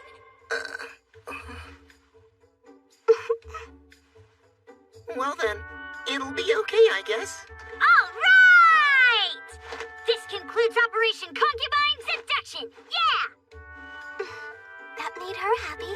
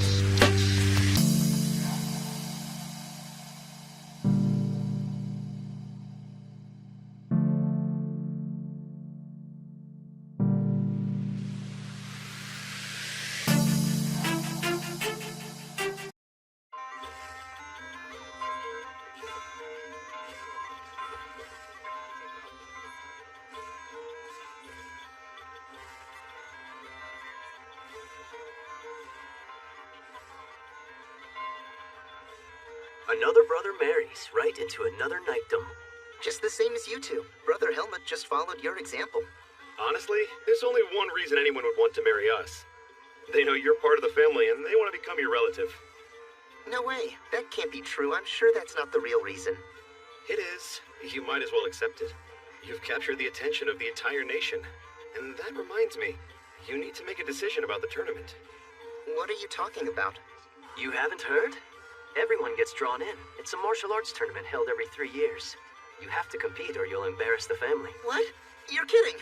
Not really. It's established that all nobles have to participate at least once. Then I'll enter the mage division. There isn't one. Huh? 4 choices. Archery, swordsmanship, spearmanship, and hand-to-hand. As a noble, you don't really have that many options. You can only earn respect for sword skills. So that's the division you'll be competing in. Sword skills, huh? So then, I'll just have to enhance my body with magic. Use of magic is attention of the entire nation. And that reminds me, you need to make a decision about is not allowed. It's a contest of skills, start to finish. What? No way! I wonder if there's a butter knife division.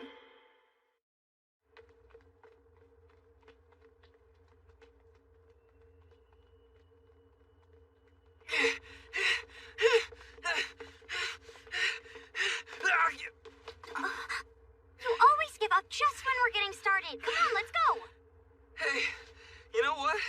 Why don't we try a different regimen? Huh? Why do that? Because I've had it. You've been enhancing your bodies every day with magic. I can't do that. I've just about reached my limit. I can't keep up.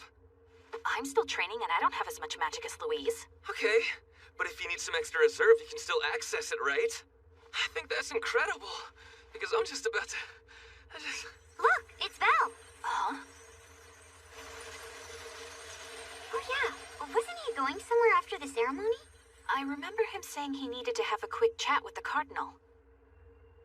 It's not fair, but I better keep on training. How come I don't have a talent for magic? It's not fair!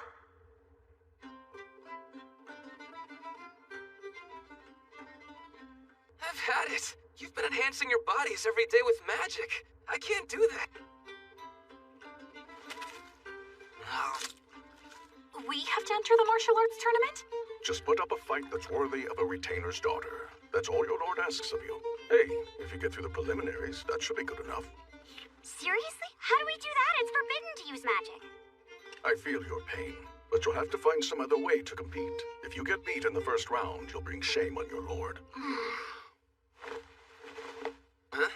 you going? To train without magic. And you, shouldn't you be out there training too? Even if I get defeated, I really have nothing to lose. You truly believe that, huh? Maybe you need to consider the possible consequences here. What if you get thrown out of your party? Huh? Hold on a minute. Why would the guys cut me out? Each of you is 2 years away from turning 15, when you'll be adults. From then on, you'll officially be adventurers. But before that milestone happens, it's only natural for comrades to let go of people who can't pull their weight. That won't happen. The four of us are connected at our souls. Come now. Don't be so naive. Huh? Party members are comrades who entrust each other with their lives in order to achieve their mutual goals. Loyalty is natural, but it can get in the way. Truth is, I swapped out party members a few times myself. I understand, but... And you, shouldn't you be out there training too? Even if I get to... Vel wouldn't... Anyway, you should just make sure you're not seen as a hindrance. Delicious! Is it some kind of green paper?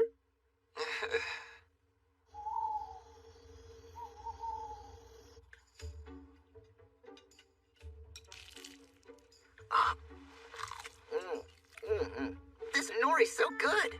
So, Vel, have you signed up yet? For the tournament? Oh yeah, and I picked up some information about it today. Huh? Word is that there's a big move being made by the winner of the past 2 tournaments. Royal Knight Warren is withdrawing his entry to cultivate the next generation. What?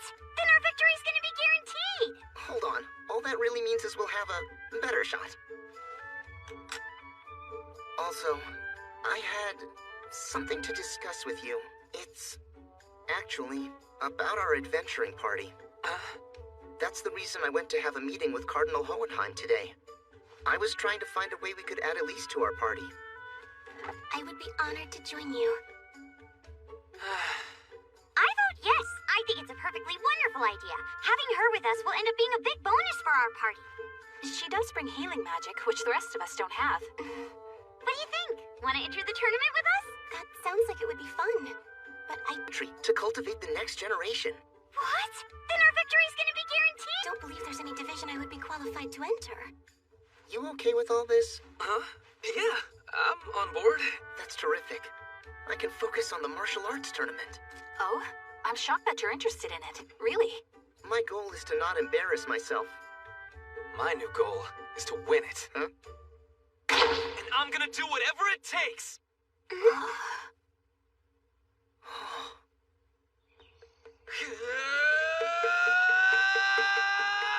wait! Wait for us! What is with that boy? I don't know.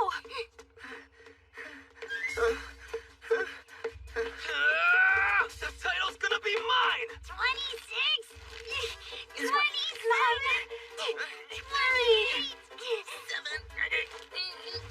96! 97! 98! 99! Victory!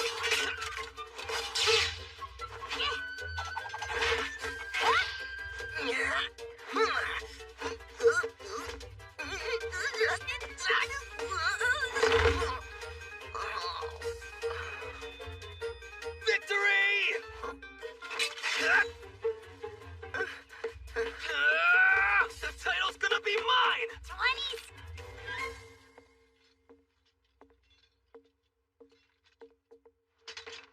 Victory! They're all going to be incredible. Yes.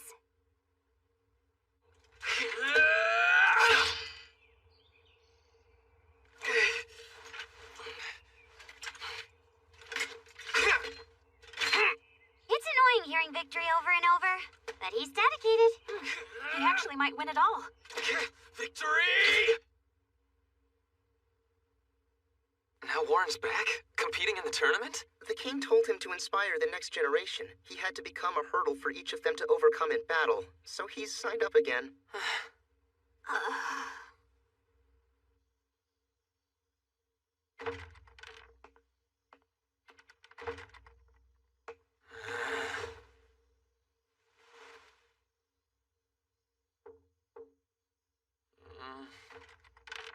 Irvin, you're not gonna do your nightly training? No, I'm not feeling that good. mean you're giving up because Warren's in the tournament now. Tell me something. Did either of you see Warren when he was competing? He's unbelievable. There's a reason he's... The king told him to inspire the next generation. He had to become a hurdle for each of them to overcome. Commander of the Royal Knights. In spite of the fact that he's the third son of lesser nobility, he's already guaranteed to win. You'll still be in the game even if he does. You think so? Without any magic ability, I doubt it. I need to produce concrete results, or else I'll just be a hindrance. You shouldn't feel like that. None of us consider you a hindrance. People who can harness magic wouldn't understand how I feel. Whatever.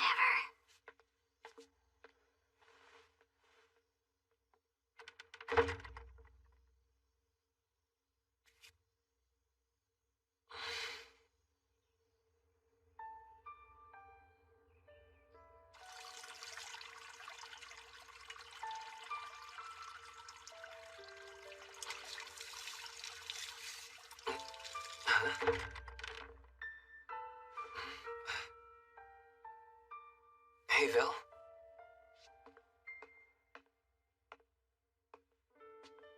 I wanted to ask. Well, I wanted to make sure, actually. You won't do something weird, like throw me out of the party or anything.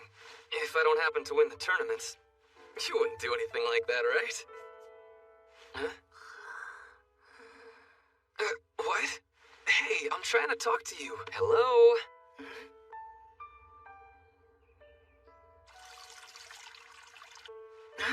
Sorry about that, Elise. I must have passed out. I'm not Elise.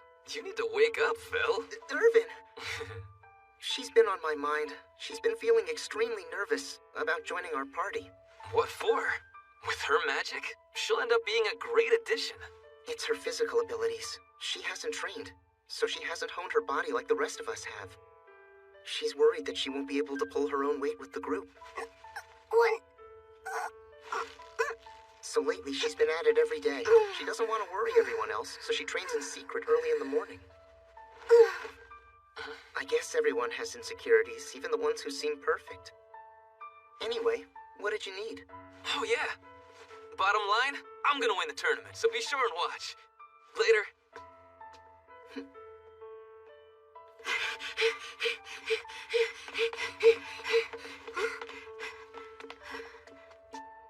I just want to say, I've been preoccupied with myself. I'm sorry. Witness my victory! I wouldn't be so sure about that. Let the games begin!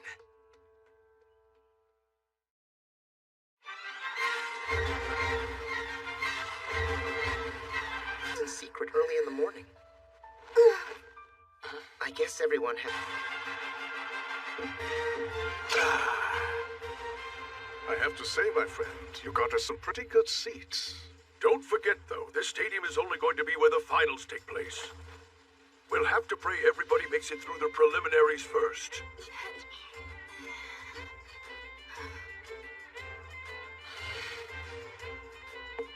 If you're interested, I brought some food. Wow, a boxed lunch? Thank you. All right! Heads up, you're heading to the preliminary arena in just a few minutes. Ow, that really hurt. Goodness, were you napping? What confidence sleeping at a time like this. Now, I want everybody to understand, you can come back here if you lose. There'll be no shame. You'll all be welcome back no matter what. Good. Let's go. Right!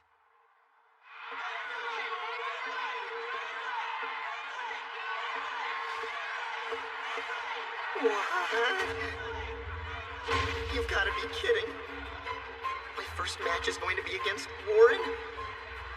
But it doesn't matter. My goal is still the same. I can't worry about whether or not I'll win. The most important thing is putting up a respectable fight. An effort that won't embarrass me. Ow, that really hurt. Goodness, were you napping? What confidence.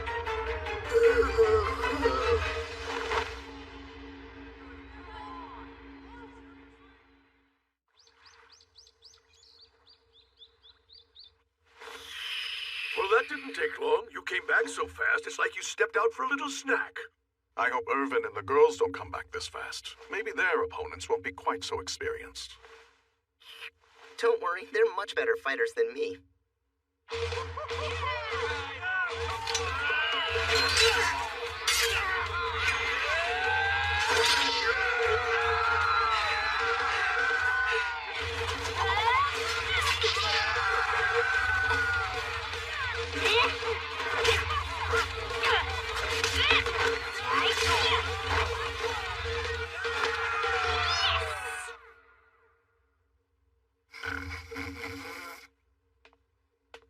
Well, I'm out. I got to the semifinals of the preliminary round. That was good. You did well, considering your magic fist style is at a disadvantage when your magic is forbidden. I'm sure your lord will be satisfied.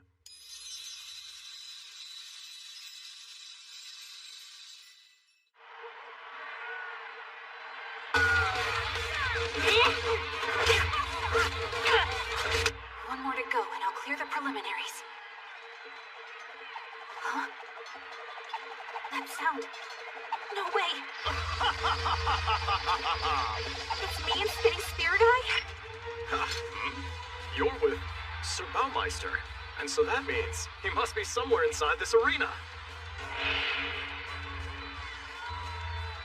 This guy's gonna be tough to defeat. He obviously has a lot of skills.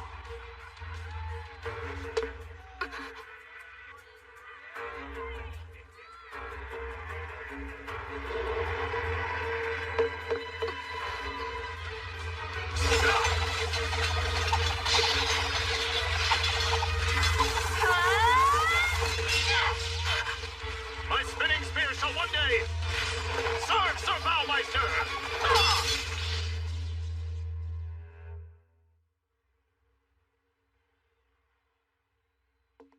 Well, I'm out.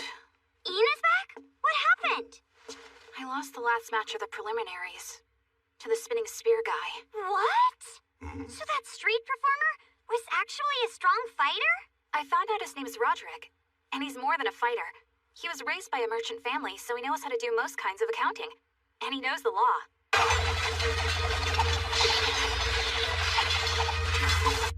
Are you listening, Vel? Hello? He fell asleep, didn't he? So sorry. Apparently he was pretty restless last night. Really? How come? Actually, those boxed lunches I brought in for you earlier, he stayed up half the night making them.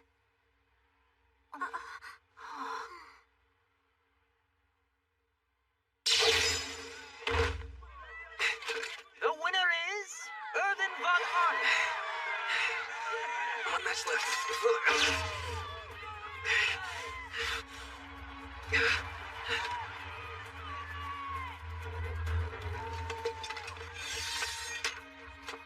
We're next. I'm looking forward to it.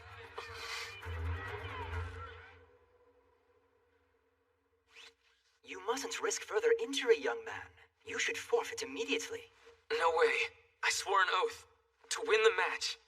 I should tell you, Irvin, I talked to Brentog, and he feels he was too harsh with you. No, it's the truth. I don't have any magic ability. If things get tough and someone has to be cut, I'll be the first one out. You don't have much faith. Have you looked inside your lunchbox? Excuse me? Go on, open it.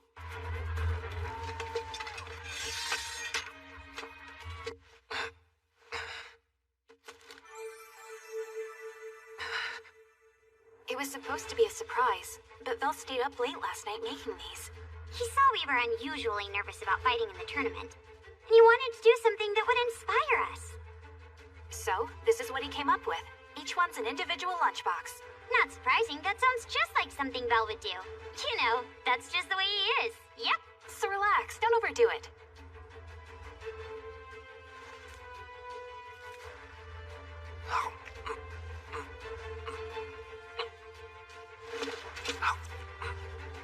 I'll be back.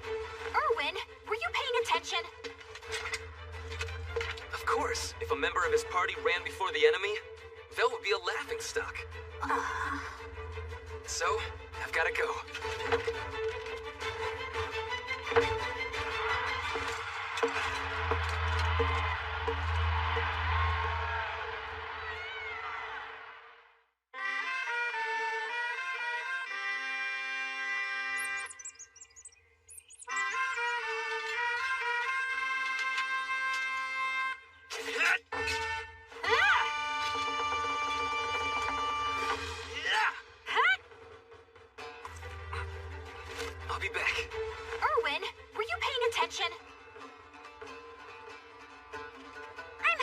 Ina and Irvin.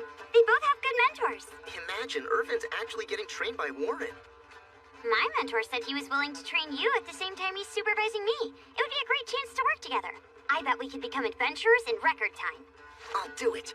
These next 2 years are gonna be great. Tell me, just who is your mentor anyway? Is it somebody I know? No way.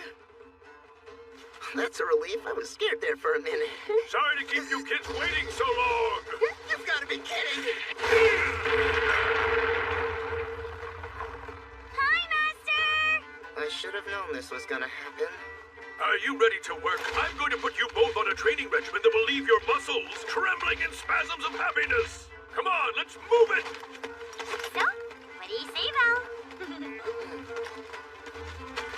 Fine, I'll do it. I'll become a musclehead. I'm going to bulk you kids up.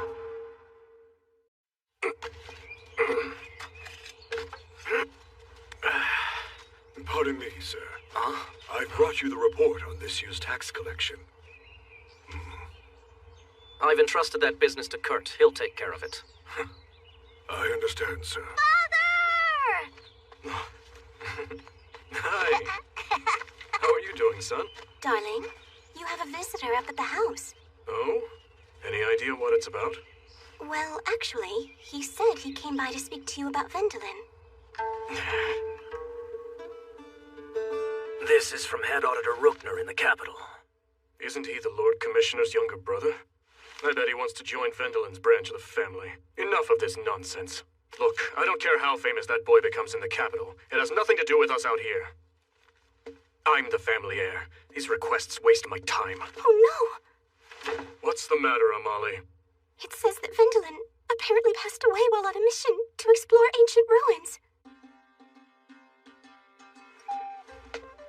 So now, after 3 years of tough training with Klimt von Armstrong, I'm finally an adult.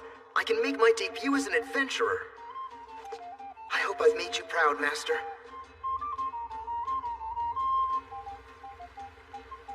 Really? We're adventurers now? Registering was easy.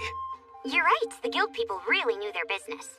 But according to this, we'll be assigned to hunt in the local area until we're more experienced, so there's not much to celebrate yet.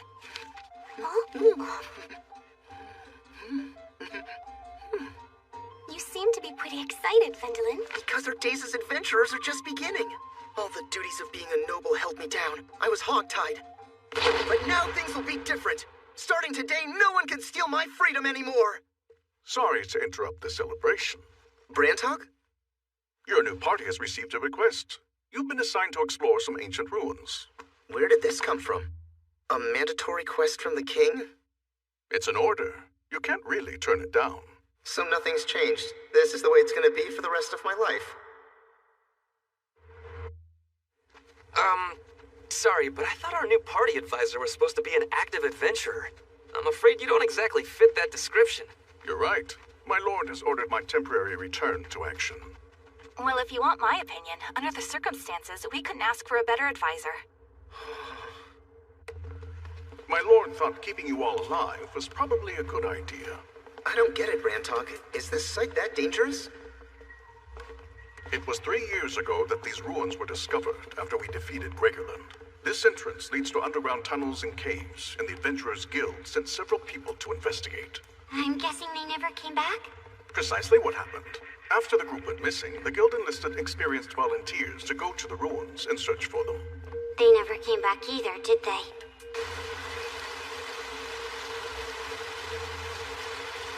The Guild concluded that if these ruins could take down such veterans, there was probably only one explanation. That there must be a dragon down here? You're correct. And that explains why you were given this particular quest.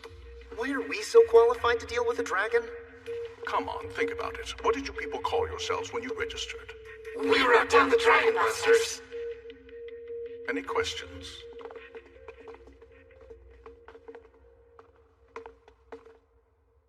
There's nothing here.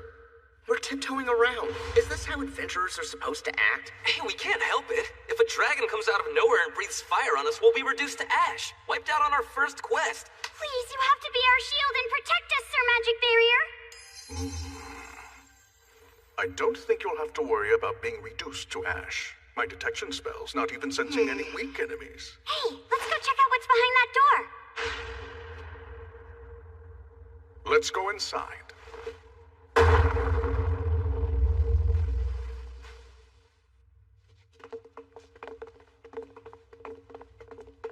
Damn.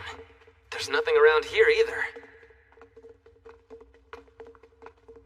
Doesn't that seem rather odd to you guys? Yeah, what happened to the adventurers who never came back? Hold on.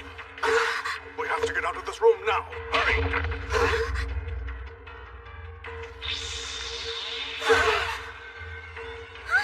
What is this?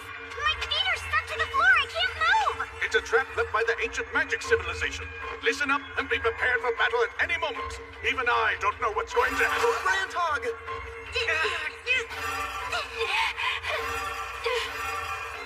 Where did they go?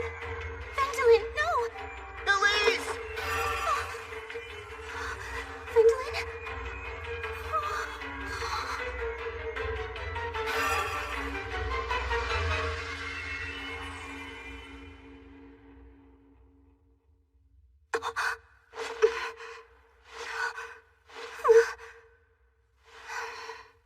Welcome to reverse hanging.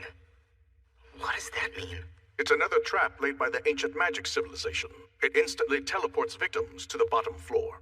To survive, they have to get back to the surface. I've only read about it. I don't know how it actually works. We have to climb to the top to get out? That shouldn't be hard for you, right? Huh? All you have to do is teleport us. Huh? What? Tell them, go ahead. Well, for me to use teleportation, I need complete awareness of where I am, not to mention an exact location of where I'm teleporting to. But in this case, I don't even know where we are right now. Oh, hey, Elise, I see you're awake. You okay? I'm fine. I'm sorry for worrying you. Hey, at least we're all safely together. Yeah, I'm totally thrilled that we're together. But we're stuck down here and you can't get us out? Don't you have any ideas? Well, we could try the stairs. These ruins were built by someone. Who was a terrible person.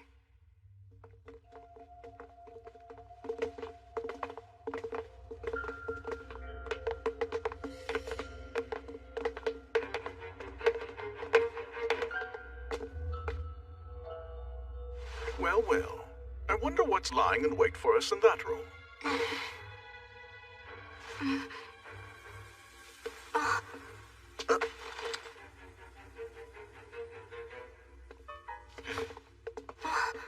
Come on.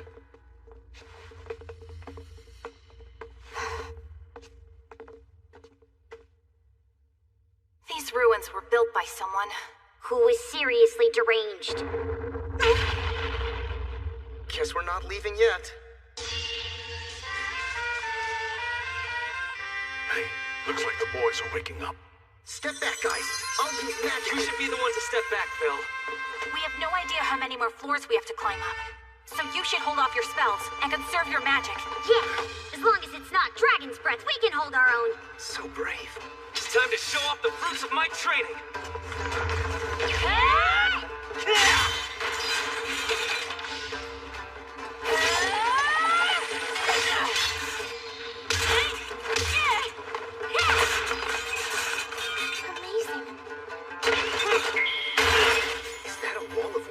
Listen, I suggest we support them by using winged magic to limit the golem's movements. It will keep your friends from being surrounded and cut off while they fight. Roger that. Miss Elise, I think you should stay back in the rear and focus on healing any injuries that may occur. I understand. Now, all of you listen to me carefully. Don't waste magic and maintain stamina for this upcoming battle. Now, let's get through this. Right!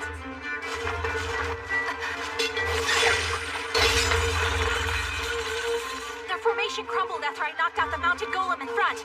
Start there. I'm on it. It's my first time using this in battle, but I paid attention during training. Let's see how well I put this into practice. Magic Shockwave!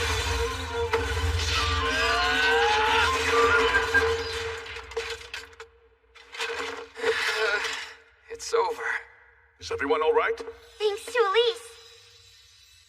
I appear to be uninjured. Are they still moving?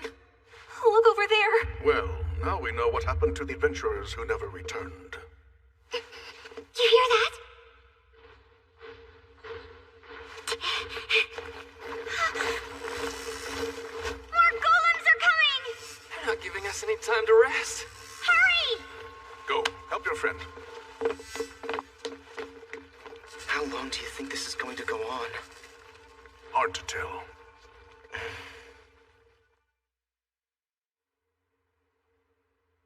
It's been almost 5 days. I'm hearing whispers everywhere I go, saying by now they must all be dead. Apparently, even his magic was unable to save him. I never liked the boy right from the start. He was too young and full of himself. Cardinal Hohenheim, I was so sorry to hear the news about your granddaughter and her fiancé. You must be frantic with worry. No, not at all. I'm sure they'll turn up safe and sound eventually. Goodbye.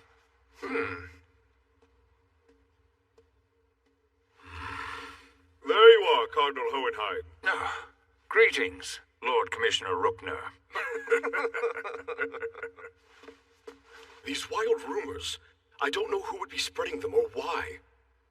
Ha!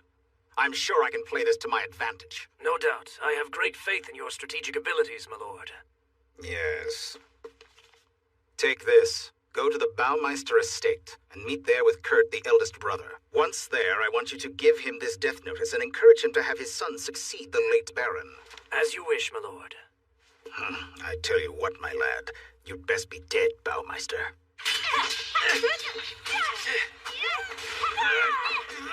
Your food's really delicious, Elise. Did you get enough sleep? Yes, about 2 hours just now. It makes sense eating and sleeping in shifts. It's helping us with our stamina during these long battles. I just hope we can keep up the momentum. Sorry for making you use your magic so much. Don't be silly. This is exactly when I should be using it. This is tough. We can't keep it up forever. I think you really do need to rest, Vendelin, or else...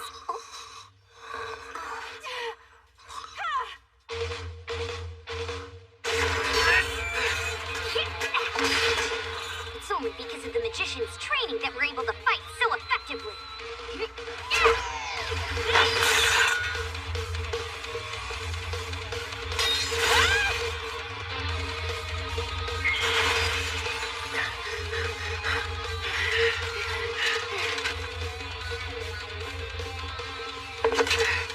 Damn it. How long is this gonna go on? Hope we're nearly done.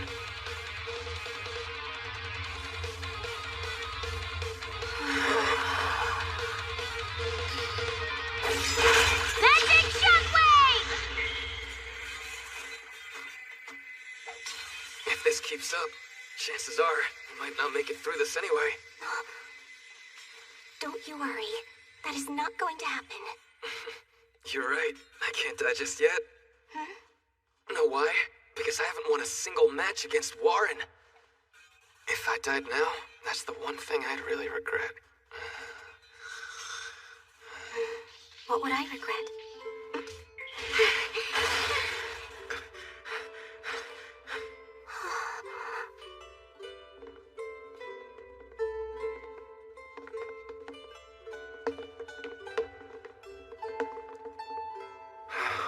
Vendelin,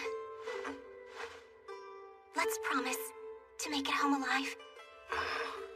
I'm not ready to die, and I don't want regrets. I promise.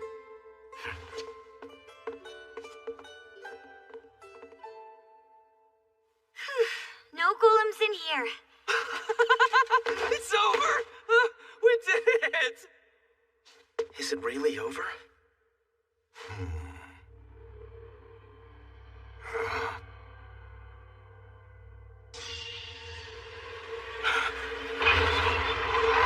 Watch out!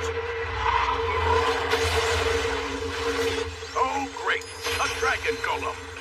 Just when we don't have much magic left.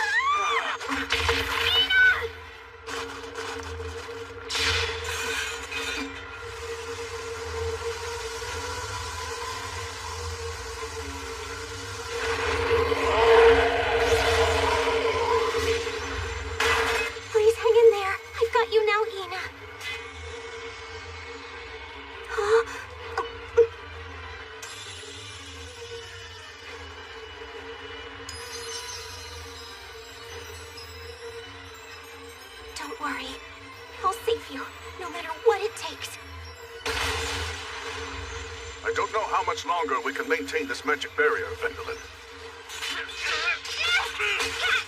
How are you feeling now? Much better, thank you. I think I'll be fine. Your healing magic is really a lifesaver. So, Brandhog, can the two of us crush that thing? I doubt it. That monster's body is probably made of mithril. Most magic spells don't even affect it. What if we take our remaining magic and concentrate it as much as we can? I hear you. You know what? It's worth a try. I believe in you. If anyone can do this, you can. Right, then here we go!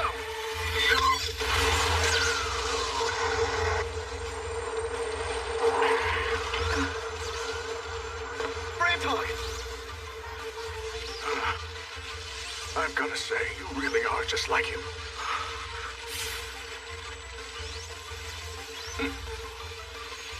I'm honored by that.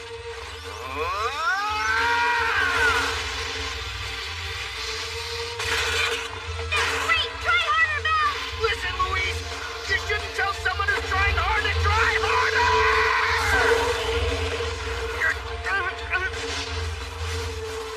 Val's magic power's fading. I'm sorry. I can't. I can't. This is bad. Elise! Vendelin! I can help. This is a spell called Miracle's Light.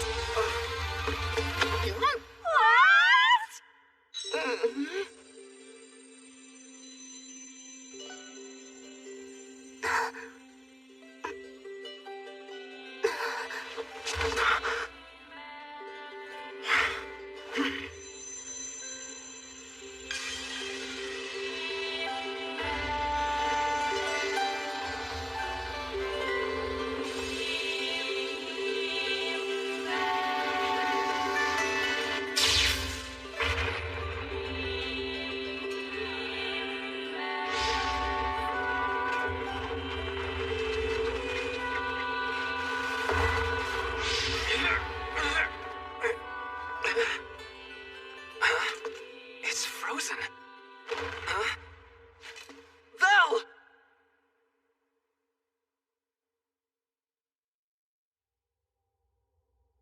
Have you ever heard of the spell she just used? Miracle's Light? Fundamentally, it's a spell to recover a person's stamina, but I've heard it can recover some degree of magical power as well. I don't understand. Do you have to kiss a person to use it? I doubt it. The church would never allow that. So you're saying she took advantage of the moment to kiss him? Don't forget, we very well might have died in there. I can imagine she would have regretted it if she didn't kiss the man she loves. Hey, this is incredible! Come here and take a look!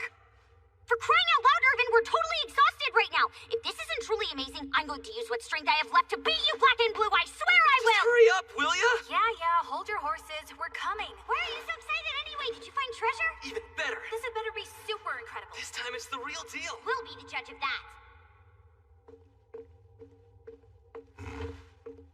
The mage from the ancient magic civilization who created that nasty underground ruins was none other than Count Ekelberg. You wouldn't know him, but he was the most powerful magician this world has ever seen. Why would he go to the trouble of creating something this elaborate? I can only imagine he must have wanted to test people's talents, to see if they would be worthy recipients of the legacy he planned to pass down. Legacy? Val! You have to come look at this! It's amazing! Look at them! What are they? They're the ancient prototypes that form the core of our magic airships. Brandhog was saying he's sure there's never been this many discovered in one place. That's not all. Take a look at this.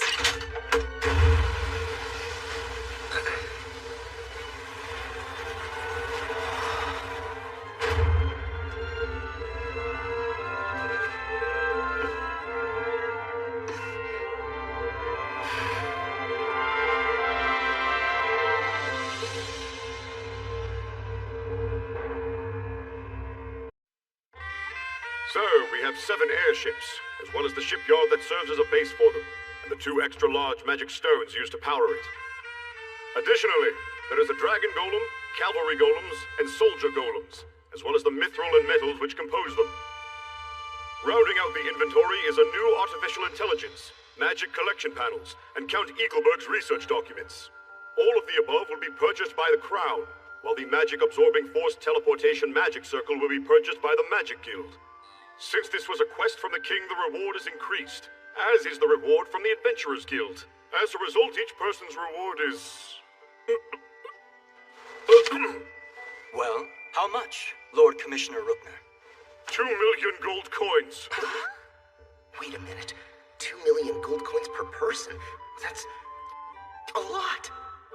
The reward will be paid in installments over 20 years, and the kingdom shall administer all of those payments. What's that? You moving away from the capital? I've given the subject a lot of thought, and I've decided it'll be better to base our adventures out of Brightburg. Understood. It'll be lonely here without you. But loneliness is part of life too. Once you've gone, so that you may travel without worry, I shall pour all my energy into uncovering the culprit who's spreading these false claims of death throughout the country. False claims of death? Whose would that be? Why, yours, of course, Baron Baumeister. You mean, some people thought that I was dead? Mm-hmm. There were even reports of people fainting when you showed up alive. Wow. How did that rumor get started? Who knows for sure? When you're successful, people get jealous. They already hate you before they even have a chance to meet you. Yeah, I know what you mean. The three of us get harassed almost every day just for being friends with Vel. On top of which, we're each about to receive 2 million gold coins. We'll never be able to shake off the envy that comes along with that. That reminds me of something. The Adventurers Guild has a system for formally disputing the division of a reward. Maybe we could use that in this case? Yes, but what is it you have in mind to do here? You normally see this employed when someone feels his share of the reward is too small. I get where you're coming from, but who says you can't apply the rules for an entirely different result? We could object as a group. Tell them our share of the reward is too big. What a great idea! Then we wouldn't have to deal with the pressures that come with everyone being aware we're sitting on a big pile of money. I'm for it. We're getting plenty of money from Vel as it is. Interesting. I guess your share of the reward would just go back to Vel then. Mm-hmm. What? Now hold on, you guys. I don't want all that money either. So, Elise, what are you gonna do with your share? For me, that's easy. I believe all of my assets belong to Vendelin. Congratulations, Vendelin! You have 10 million gold coins! They keep piling on reasons to hate me. I'm not a bowl of ramen, you know. Sorry, my lord. I can't believe that brat survived. I can only imagine how frustrated you must be. This was a great chance for you to come out ahead of the Lord Commissioner. Well, it may still work out. This situation gave me the opportunity to rally the many citizens who aren't big fans of Baron Baumeister and his party. I'll be able to mobilize them as a force in the future. Brilliant move. Was that your real goal from the beginning in all this? I see the play. With enough people lining up behind you, making an annoyance disappear would be a simple matter.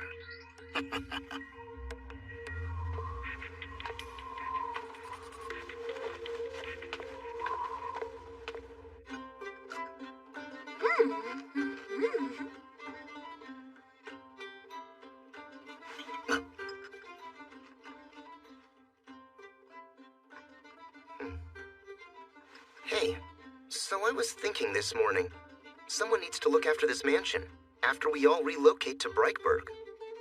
That seems like a good plan. Apparently someone here hates you enough that they've proclaimed you dead. Who knows what they could do to the house? I agree with Irvin. We need someone who's strong, capable of maintaining a mansion, and who's loyal to Vel above all else. Good luck. You'll never be able to find someone who fits the bill that perfectly. Wait! How about the guy with the green hair? He won the spear competition. He grew up in a merchant family. He'd be familiar with finances. And even though for 3 years Bel's done nothing but ignore him, he's hung around, determined to somehow come to work for him. Roderick! Oh, right.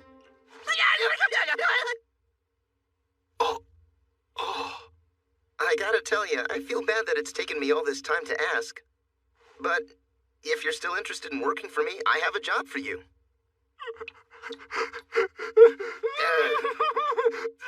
I'm so happy! So the answer is yes? Are we sure this guy's stable enough to do this? I guess it's better him than some other weirdo. I'm amazed he's made it this far. You're saying you'll be leaving me in charge of the mansion when you move to Brightburg? I am honored that you have such faith in me. How?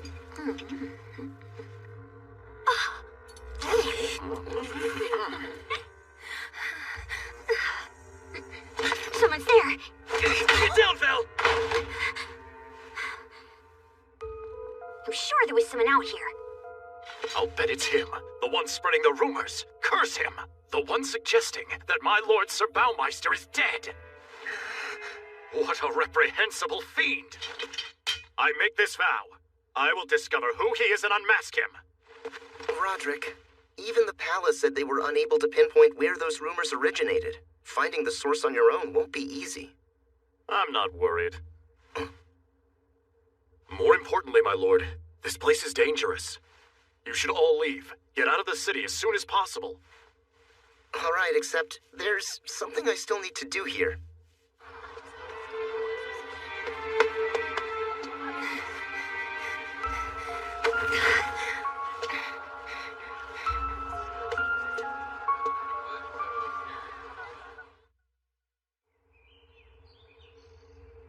This way, please.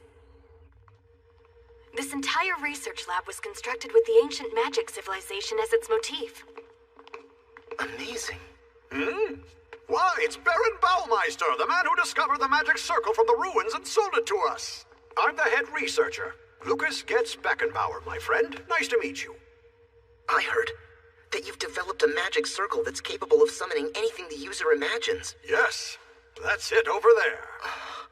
Of course, it's still a prototype, so depending on the conditions, it might require a lot of magic power. But in theory, it should be able to summon anything you wish. Oh, brother, it's a dream come true for panty thieves. Would it be all right if we made use of it then? Of course, be my guest.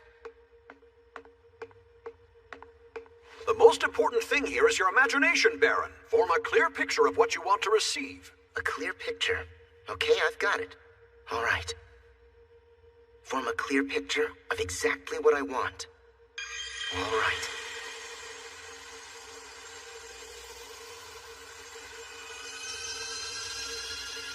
Oh, wow! It seems to be working! Huh? What's he summoning?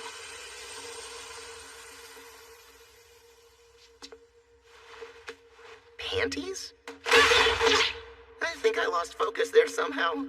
I'd say our Dragon Slayer has a good handle on the situation. You summoned the very panties that Delia was wearing. Hold on, wait a minute. That's not what I was trying to do. My imagination must have slipped off course for a minute because somebody started talking about panty thieves and I got distracted. As a matter of fact, I'm sure that... It's okay, you don't have to explain. You can blame me for your perversion if you want. If you could focus now, we could get out of here. You really think I'm a pervert? That's just wrong. All right, focus. Form a clear picture. Panties. Come to me.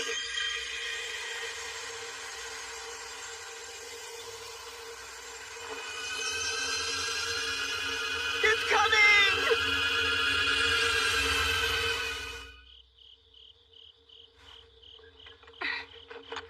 Oh boy, does this ever stink. It smells like raw guts. Anna, you've got blood on your clothes! What? Ew. No way! We'll have to bathe when we get home.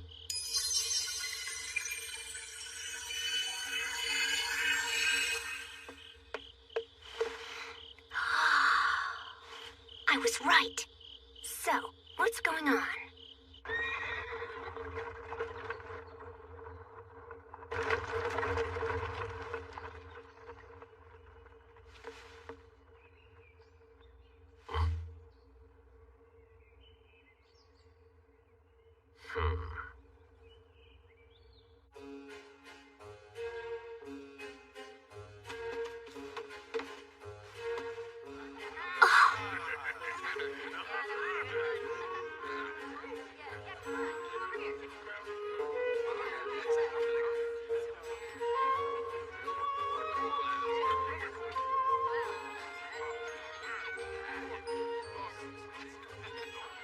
Oh wow!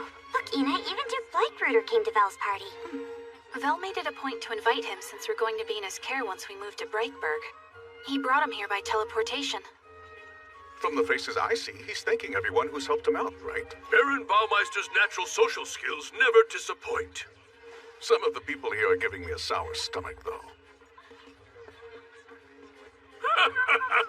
Well, everyone here has their own personal reason to love young Baron Baumeister. Hello, everyone. Recently, I used the magic circle from the Magic Guild to catch you all something special. It's tuna. Is there some special way we're supposed to be eating this? You don't just put it on a fork? Hey, you might want to use this. It took me 3 years to develop, but I finally mastered it. It's called soy sauce.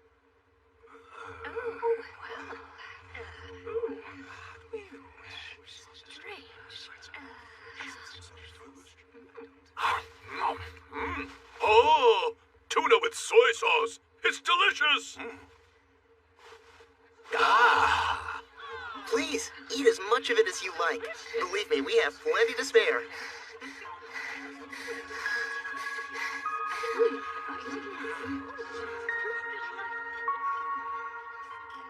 The man who said you were dead was the head auditor, Rookner.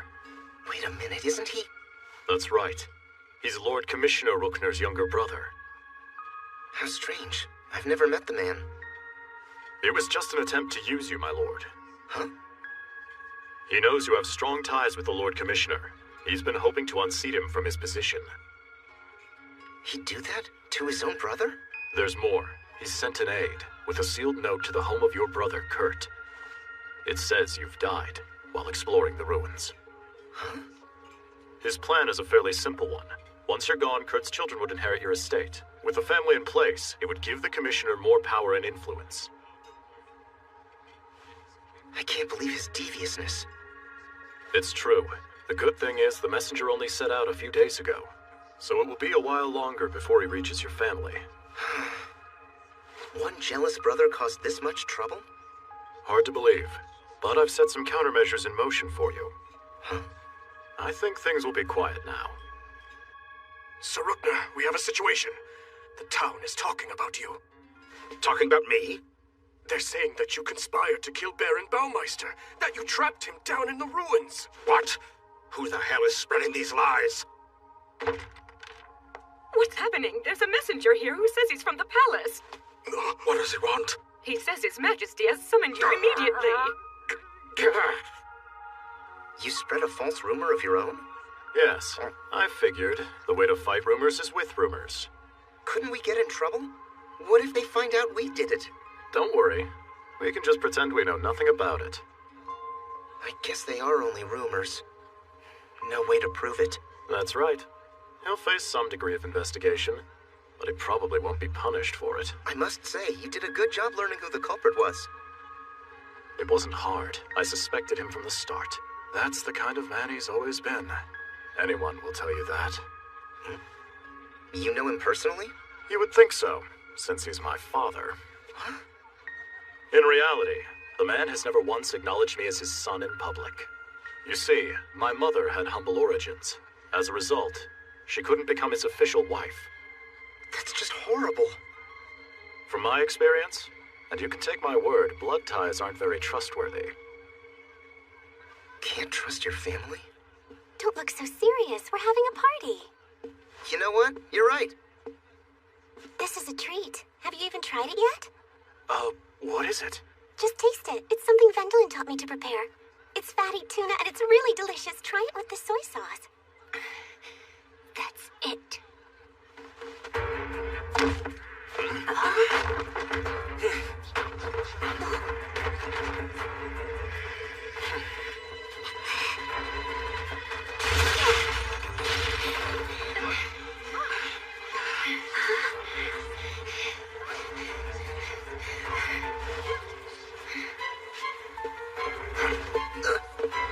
Hold on there. No fair.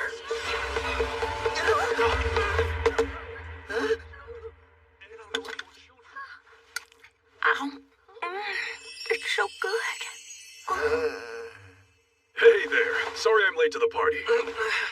Oh, hello there, Vilma. Have you already introduced yourself? What? Lord Marshal Edgar, you know this girl? She's Vilma Atoll von Asgahan. In fact, she's my daughter. I've been meaning to introduce her to you. Tell me, Vilma, what do you think of the Baron? Bottom line, I've been investigating him to see if he'd be someone who could properly feed me.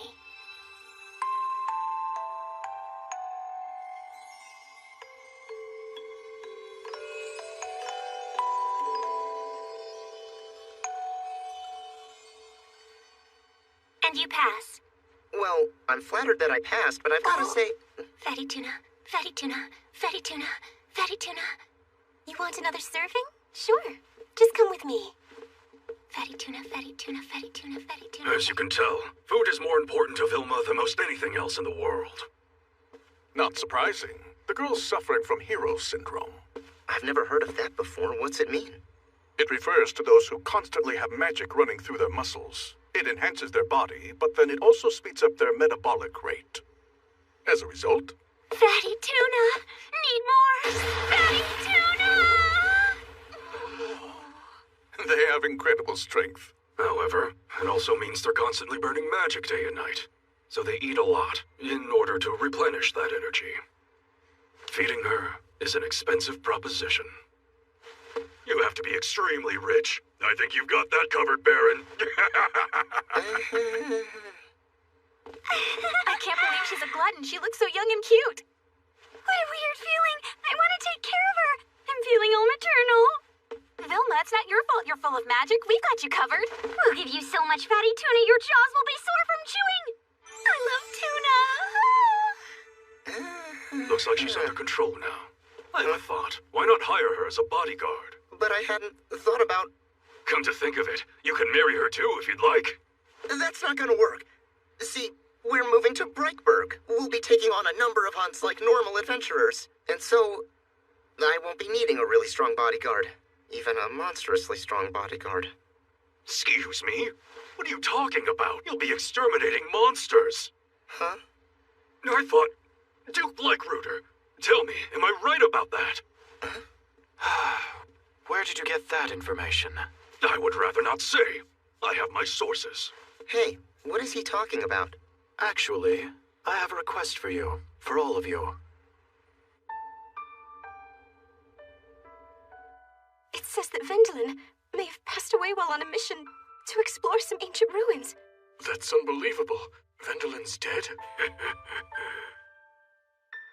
That's just the beginning. It goes on to say that our children are first in line to inherit Baron Baumeister's title and estate once his passing is confirmed.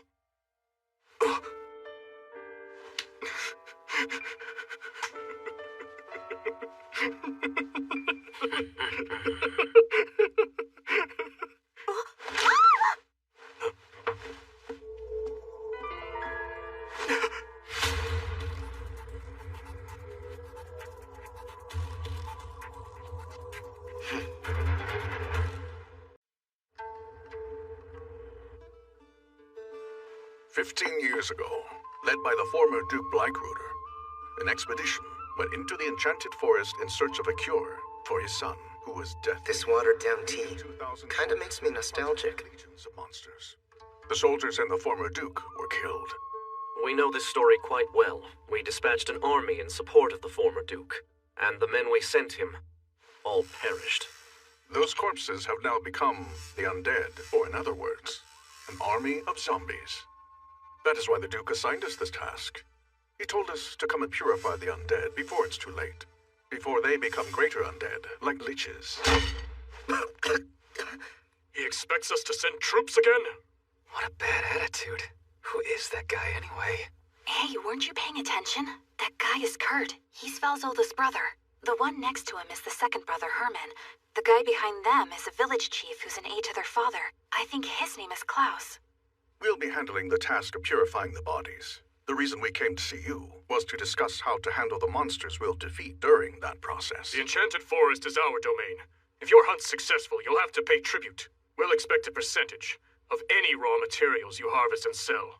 We intend to abide by any contract we're able to forge with you. The reason we're here is to negotiate and ultimately agree on the amount of such tribute. Tell me, how much is the standard rate? Normally, Somewhere around 30%. We want 50%. What? Those are the terms. If you don't like them, you can leave. Their armor. What happens to the weapons of the purified soldiers? We intend to recover as many personal items as possible. That would be wonderful. Did you hear that? They're willing to retrieve our people's belongings, Kurt. Can't we be more reasonable? There's no need to recover their belongings. What the hell are you talking about? All of our soldiers come from the poorest families. None of them possess any items worth anything, so retrieving those items isn't necessary. What a creep. Besides, their funerals have already been held. Yes, but remember, unless the funerals are conducted after the souls have been purified, the dead won't be able to find true peace. I know how difficult this whole experience must be for all of you. After purification, I'd conduct funerals again. Saintly of you, but we can't afford your services. We're impoverished nobles. And I imagine you're after the gratuities that come with performing a funeral. Hey! Enough of your insults!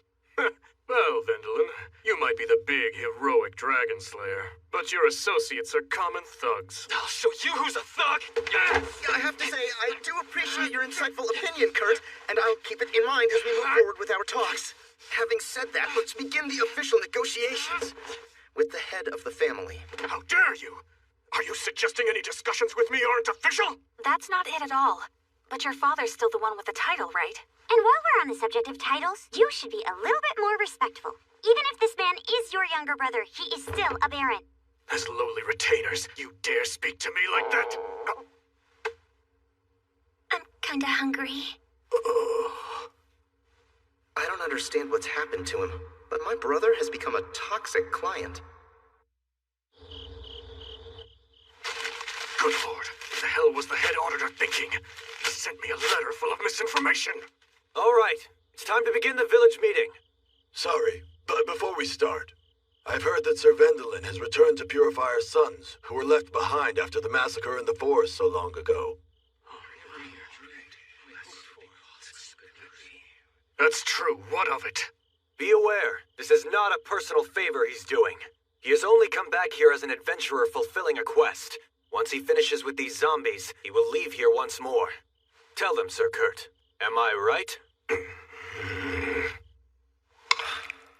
Man, has he always hated me this much? Something happened to him after you left home. He started becoming paranoid. Nobody can reason with him anymore. He's convinced the heroic dragon slayer wants his knightdom and his title as heir. That's terrible. I would never do that to him. All right, everyone, here's dessert. Thank you for being patient. It smells scrumptious.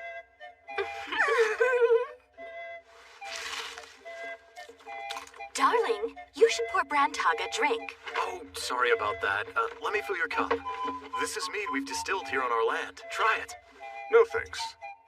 I'll pass. I'm not thirsty. Excuse me, did I hear you right? You're usually drowning in liquor from morning till night. I believe you're exaggerating somewhat. Oh. Herman, you should offer Val some pie. Yes, of course, dear. You know what, Val? I wish you luck. My grandfather was part of that force. I'm sure he's now one of the undead out there. He was the head attendant, if I remember right. When I was just a little girl, he took good care of me. Of course. I'll look for his things. You are such a good man. You're so different from your imbecile brother. To be honest, I wish you were the heir to the family title instead of Kurt. Hey, not so loud. The walls have ears. I don't care. It's what everyone around here thinks. Oh boy. I think we're about to get caught up in a succession crisis. That's what it looks like.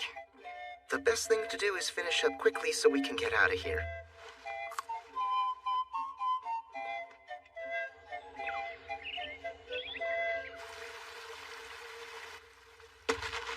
All right, let's lure these zombies to us. You ready? 1, 2... Hey! Can you hear me, all you soldiers of the Dukedom of Blakeruder? How could the whole force die in a military exercise? Are you all that ineffectual? Really, we're just being polite. Truth? You're nothing but an army of dunces. You commanders were so completely incompetent. You dragged my master down. I wouldn't share a meal with you. You guys are rotten and nasty. So, is this really going to draw out the undead? You'll see. It'll lure them right out.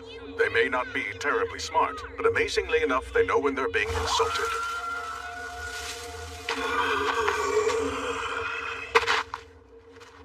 Heads up, guys, they're coming. More over here. Are you ready, Elise?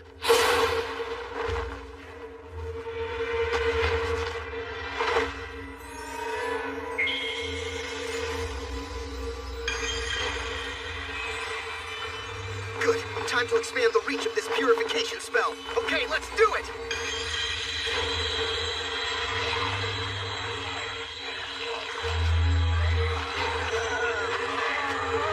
Zombies! Everywhere! There's a gigantic army of them! Now! Keep your guard up, everybody! Right!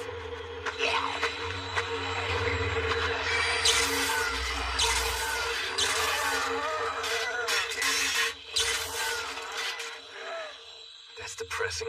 What's our role? Let's get to it. Retrieving belongings is part of our job. Yeah, all right.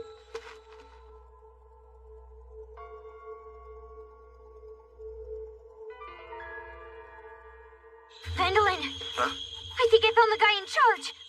Right there! Armor and weapons with prominent ornamentation.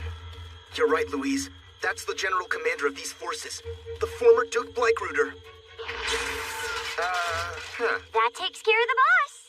Wait a minute. Does that mean we're finished now? Marlene's grandpa. Remember?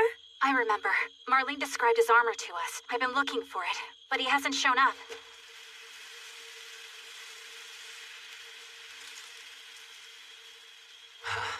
Do you think that's him?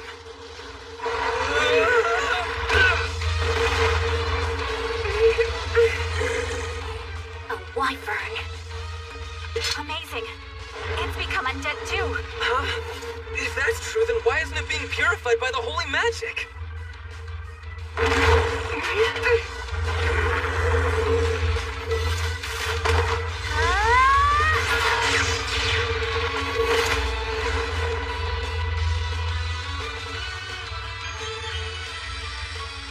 magic is working on it.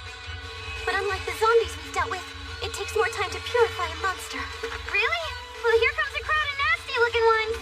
These must be the monsters the expedition killed 15 years ago. I don't get it. Regular soldiers could never defeat these things. Don't forget, Alfred was with them. And my master fought to the end. So, don't let your guard down no matter what. Right!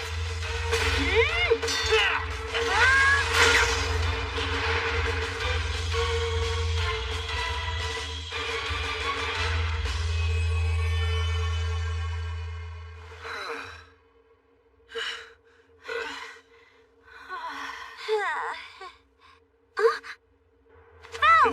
Look there! That armor. Her grandpa, it must be.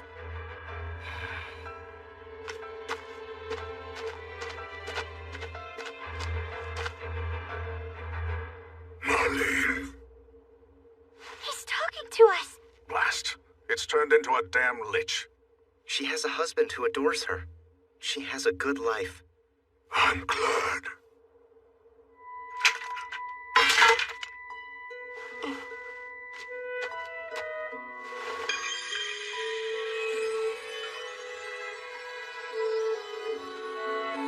Take care of her.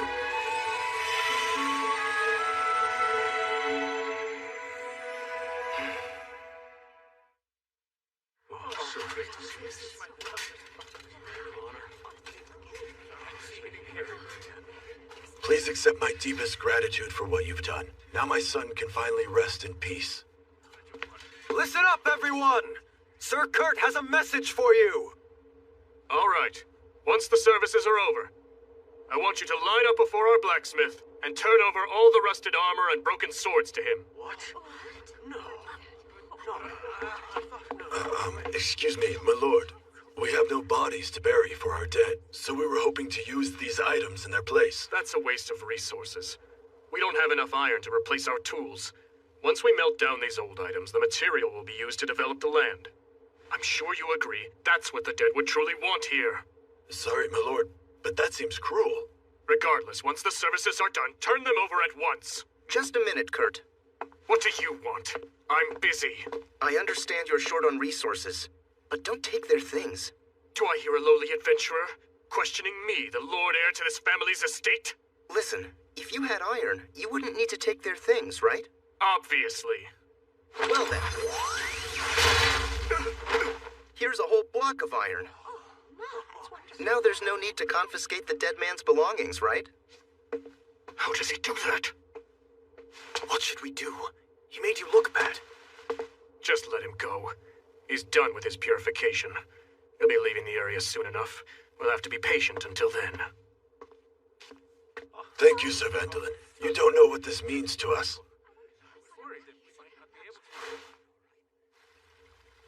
You've all done very well. Now, we will undertake the task of identifying the owners. Thank you. We'll inform you once we're done. Mission complete. Now I can bid goodbye to my old home. Actually, I'd like you to remain on standby in the Baumeister Knightdom for a while. Now, don't worry, I'll write a letter to Sir Baumeister. I'll tell him you are allowed to go hunting whenever you please. Except, if I may, I'd rather be stationed anywhere but my home. Hey, what's the problem with staying where you were raised? Huh? For one thing, the local mead happens to be amazing. How come you're so sure, Brandhog? You never drank it.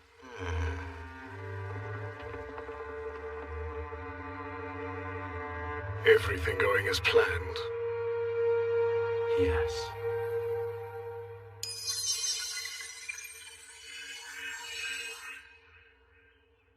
Oh, what a surprise, Sir Vandalin. I thought you had left for good already. That was our original intention. But we've been asked to stay for the time being, until everyone's identified their loved ones' belongings. I understand. Come on. Identifying 2,000 dead soldiers from their armor? Each piece looks the same. It'll take forever to find out who they belong to. That is a problem. Well then, would you like to participate in the funerals that have been planned for tomorrow? Funerals so soon? Now, everyone, let us offer up our prayers.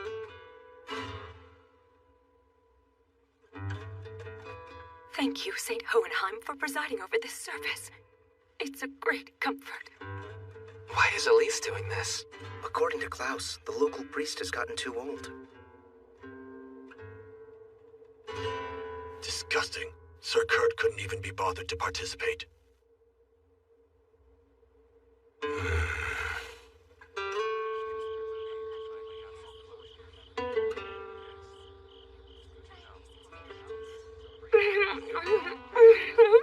Sir Vandalin, may I pour you a glass of our local mead?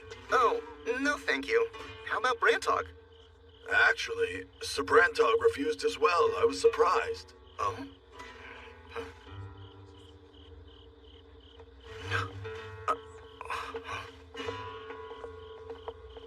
Vel, isn't that your oldest brother's wife? Yeah, that's my sister-in-law, Amali.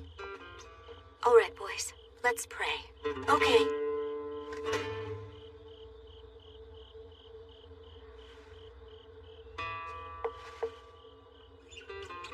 I'm sorry, Amali. I should have paid you a proper visit. I know you've been busy, Vel. It's all right. Oh, pardon me.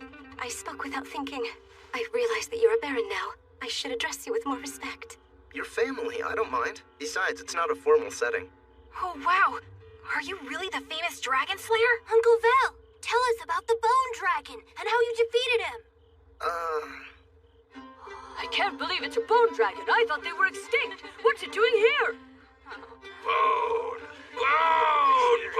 Damn it. If we don't do something, the airship will be taken down. Listen, so Brandhog, I could, maybe attack the thing? I've been getting good. I could blast it with holy magic. Come on! You're the main character. Put some spirit into it. I'm trying. But tell me, why am I playing Vel in the first place? All right. Would you rather play Brandhog? That would be worse. Well, what are you waiting for? Come on, boy, activate your magic. I guess the first thing I have to do is fly. War, spirit, flip those arms. Fly harder. Those boys are great. They've really gotten big. Yes, my world revolves around them completely. Truth of the matter is, they're all I ever really think about. I hope they'll always be devoted to each other as brothers. This is fun, Mom. Can we get candy? How can we do that? This isn't a festival. Well, I think I might have a solution. See? You have to stir it really good, and presto, there it is. What is this stuff? Mizuame. Try some. Well, all right. Thank you, Uncle. It's sweet and creamy. Hey, Vel. Me too. I want a bite. Mizuame, I want a bite. Here I go. Stir, stir, stir. Bye-bye, everybody!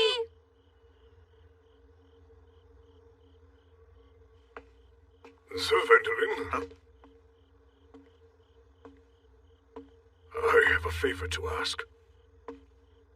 Would you please step in and become the heir of this territory? What? I'm sure after spending some time here, you must have guessed the truth. This is what the people living here yearn for. Wait, I'm just visiting. What brought this on? Everyone knows this land has no future under Sir Kurt. You shouldn't be talking like this. My brother or my father might hear about it. I don't really care. Things can't continue the way they've been. You have to understand, I want to live my life as an adventurer. Owning territory isn't practical. So long as you leave someone you trust in charge of the land, you should be able to continue your adventures. I've heard you already have a retainer who has a talent for such things. What, you mean Roderick? Where did you hear about him? If you're willing to take on this job, I promise to support you in any way that I'm able. Listen to me. The king has already made me the head of a different independent line. I'm sorry. Your plan won't work. I can't inherit this territory. I'm quite certain the people of the royal palace aren't concerned with such formalities. Really? Why not? Trust me, this is something the palace desires as well. What? The palace? You're surprisingly clever, Klaus. I'm amazed a man so far from the capital could reach that conclusion by conjecture. Thanks, my friend. I'm honored by your compliment. Excuse me, guys. What the heck is happening here? What he just said is absolutely true. Those at the palace, including the king himself, want you to become the lord of this territory.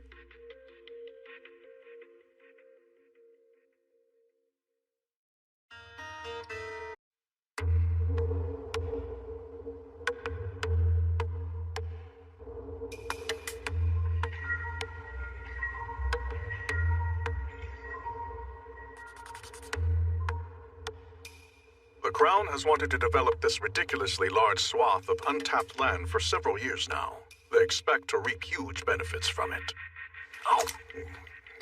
But no matter how much time passes, the area never gets developed. Why do you think that is? The local lords aren't up to it? Maybe they don't possess any magic or special skills. Correct. And even worse, their next heir in line to this knightdom is not only ordinary, but he's corrupt and abusive. The royals are at their wits' end.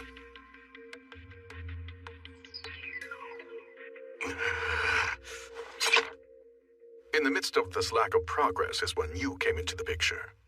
Naturally, those in the palace want to replace the current lord. But they're blocked, aren't they? They can't give my father that order. That's right, because then every lord in the country would be horror-struck. They'd be afraid that the palace would replace them, too, if it came down to it. And that's why the king decided to hatch a little plot. So wait, you're saying... You know what I'm saying.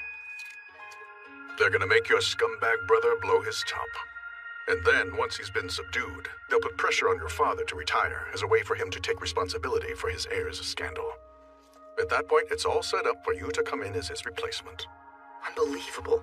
You're telling me the real reason they sent me back to the family was just so I could provoke Brother Kurt? In a word, yes. Fortunately, though, the king also had the problem of those undead soldiers he needed purified. He took advantage of that, knowing that if he sent you home, it wouldn't be long before the people would want you to replace their heir. He figured that would cause your brother to panic and try to kill you. Hold on. If we were going to be embarking on such a dangerous operation, shouldn't you have told me ahead of time? Would it have changed your mind about becoming the lord of this territory? Well, probably not, but still. Fact of the matter is, the plot was simple enough to carry out, whether or not you actually knew the truth. So I was asked to keep it secret. And what exactly were you planning to do if I somehow got killed? Come on, you think you could be killed that easily? I've been keeping an eye on you this whole time. So that's why you weren't drinking any liquor. It was really tough. That mead sure smelled good. You guys have gone through all this just to make me the lord? Don't know why you're surprised. You're the perfect man for the job. Not only do you have the drive, you also possess the vast assets needed to develop this land. Yeah, sure. I have more money than I know what to do with, but... Wait, are you saying that someone kept giving me all that money just so I'd be able to develop this huge property in the future? So tell me, just how far back did this scheme start? Who really knows? Part of what I just told you was based on my own speculation. Regardless, one thing is certain, my friend. The curtain's already risen on this little play. I just hope it doesn't turn out to be a tragedy.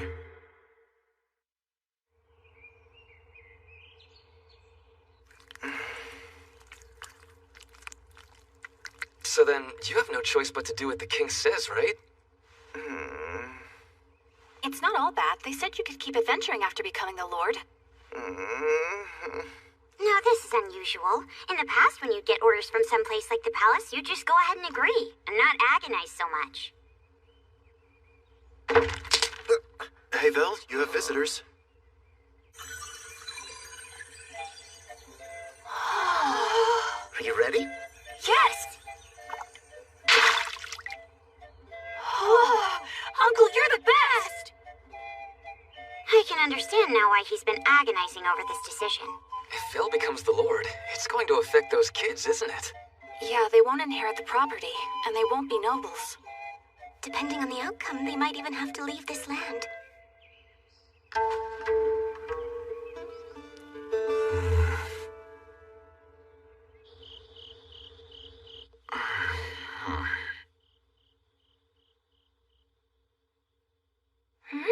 Sir Herman, men are approaching! Listen to me, everyone. We must make it clear to the nobles our future rests upon these demands. Let's go. Yeah! You came to us, my lord? Of course. There was a disturbance. Jurgen, what's all this about? It's just...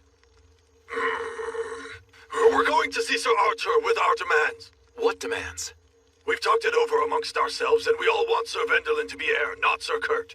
Huh? I understand how you feel, but Brother Kurt will never allow that to happen. And he may take revenge. We are not afraid of the consequences! Sir Kurt has been giving favorable treatment to a chosen few people who are close to him. Meanwhile, he's been raising taxes and making life hard for everybody else. We've reached the point where we have no choice. Things can't go on like this. We have to fight for the future of our grandchildren. We're all begging you. Please become our Lord, Sir Vendelin. I, need more time to give this a little more thought. We heard they'll finish identifying the dead men's things by tomorrow, and you'll be leaving this land. That's why we had to take action as soon as possible. Wait just a minute. I haven't made any plans like that. But I thought... You said you heard that, didn't you? Me? No, I wasn't the one. I thought it was you. Hey, I never said that. Wait, then who did say it?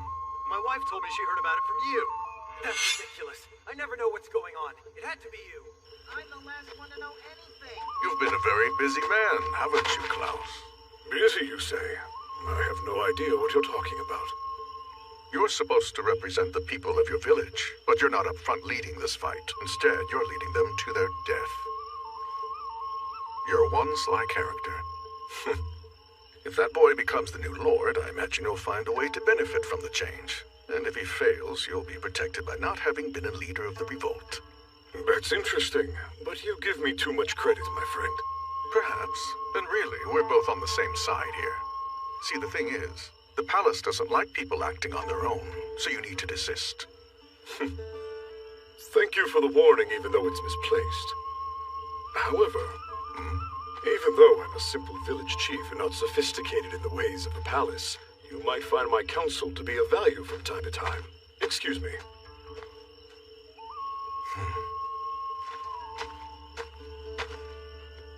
Oh, and by the way, my lord. A word of warning to you. Do be careful around Lady Amali.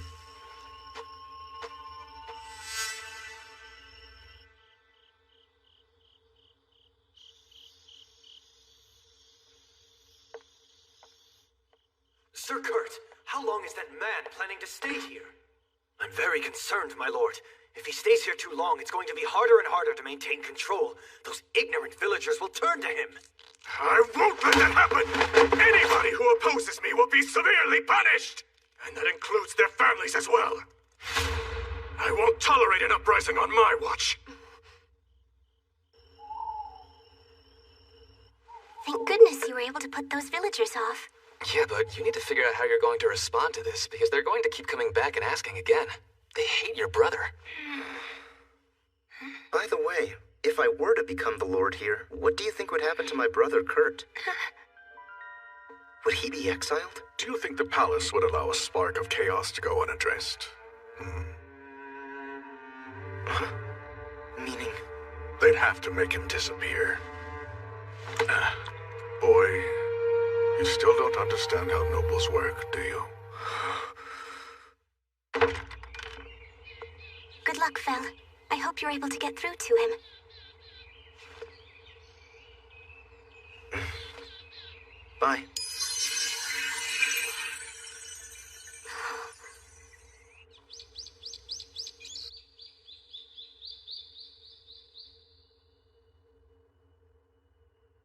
So, Kurt, I have a request. When Father retires, and you become the new head of the family, I've been hoping to receive some of the land. Not for free, of course. I mean, if you agree to it, I can help you with raising your noble rank, and I can provide the funds needed to develop the land. Once development is underway, our people will be able to enjoy richer lives, and it will ensure the Baumeister family advances as well. So? Listen, all of the land that our father actually controls would still pass on to you as a normal inheritance, so you'd see no change in your current lifestyle. In return, I would take over all of the undeveloped land. I should have seen this coming, but now I understand all too well. You arrived at your current position through the use of that snake's tongue of yours. But I refuse to be swindled. You're going to steal away my authority. Eventually, you plan to become the Lord yourself. You're wrong! There's a rebellion building in this territory, and if you don't address the problem, you and your family...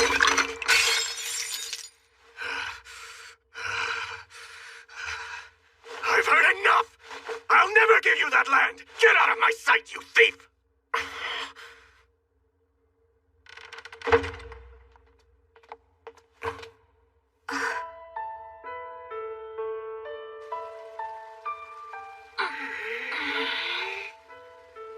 I suspected he might react that way. It wasn't a perfect plan.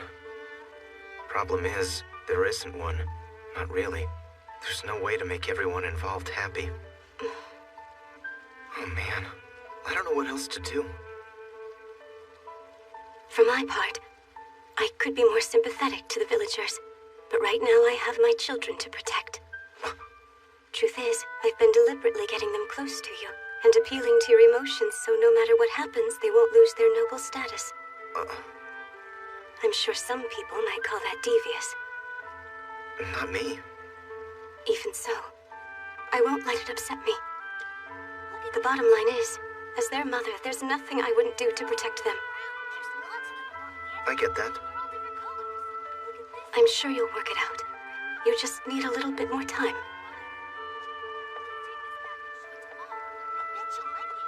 It's sparkly! Huh? Look, Mom!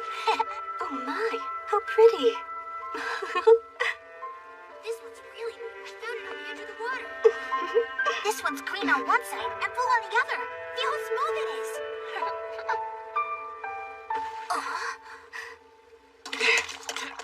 Go away! You can't eat them yet! They're eggs. I like them. I like them. My arms are killing me! Hina, you have to take over! Belle's using magic. That's cheating. Sort of, but I'm pouring the oil myself. Like that makes it all right. Guys, listen. I'm planning to become the lord of this land. Huh? Fact is, when I do, I'll probably end up hurting a whole lot of people. Some of them will no doubt hate me, but I'm prepared to accept that. One thing, though, I'm not going to follow the palace's script. I won't let anyone die. And that means I'm going to need help from all of you.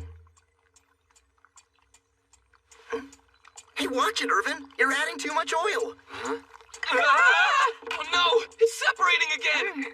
Vilma, what are you doing? What the? I told you to keep out of that bowl, didn't I? So good! What do you want from me? I was listening to One thing's for sure, Vendolin. Whatever happens, we're always going to be on your side. Mm-hmm. Uh-huh. Come up and have a taste, everyone. It's the magic seasoning that goes with vegetables, bread, meat, and everything else. We have mayonnaise. Oh my word, it's so good. Right this way, the latest clothing from the capital. First come, first served. What you're looking at today are all one-of-a-kind items made by the craftsmen of Brightburg. Look! We have items for sale you can only find in the capital. This is very good quality. The stuff in Eggers' shop doesn't even hold a candle to these things.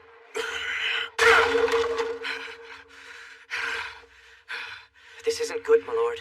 It's been a week since they opened up their bazaar. Ever since they opened up, they've been taking our customers away. I had no idea the goods in Brightburg and the capital were really all so well made. Yeah. At this rate, our businesses will be toast. So, Sir Kurt, theoretically, what if we went ahead and killed the boy? What are you, a fool? The kid is a magician. He'd wipe us out before we got near him. You can't fight someone with that much power. Oh man, we might be done for.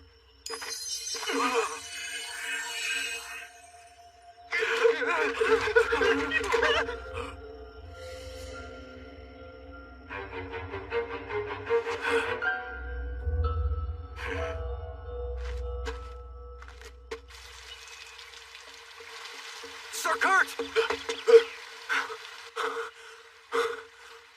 Our men have all betrayed us. Oh.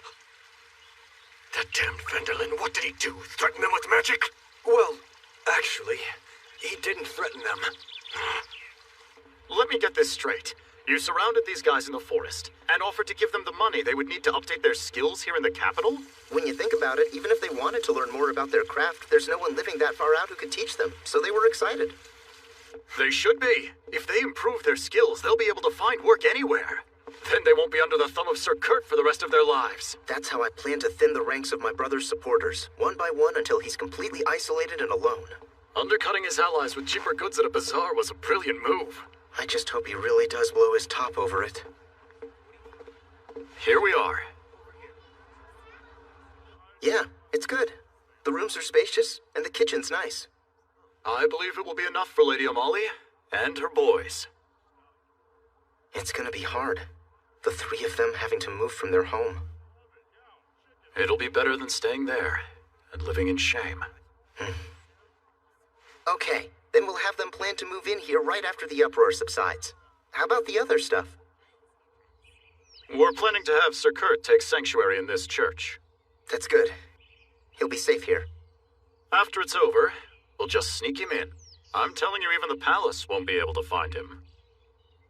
After that, everything depends on my negotiations with Cardinal Hohenheim. Listen, if he's confined to a life of prayer and he has to repent his sins, that's going to be pretty harsh for someone like Sir Kurt. That's true, but at least he'll still have his life. So, how are things at the mansion? Anything I need to know about? I guess you could say that. The number of people who've been showing up hoping to meet with you has been growing day by day. I've almost lost count. With me? Oh, of course. They're after the rights to the undeveloped land. Well, it is a project that will move a lot of money, so everyone is desperate to be involved in it. Lord Marshal Edgar and Lord Commissioner Rookner have been sounding me out about the status of the property as well. Those individuals are already close to you, my lord, so I imagine they're quite pleased with the situation so far. But the nobles without such connections think the situation is very unfair and they're growing impatient.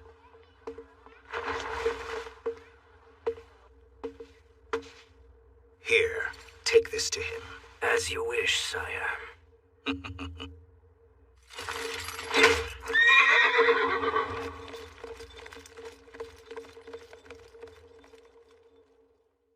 Hey! Today's the day of the village meeting. everybody here? Well, because they've all gone off with Sir Vendelin. The truth of the matter is, Sir Vendelin sought me out the other day as well, and made me an offer. He would pay for me to train in the capital. What did you say? You turned him down. I'm sorry, sire!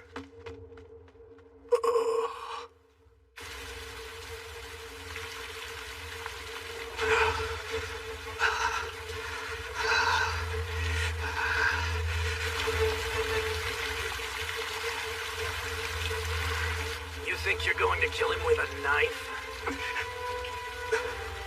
What do you want? This is a magic item known as the Dragon's Flute. It's the only weapon strong enough to do the job.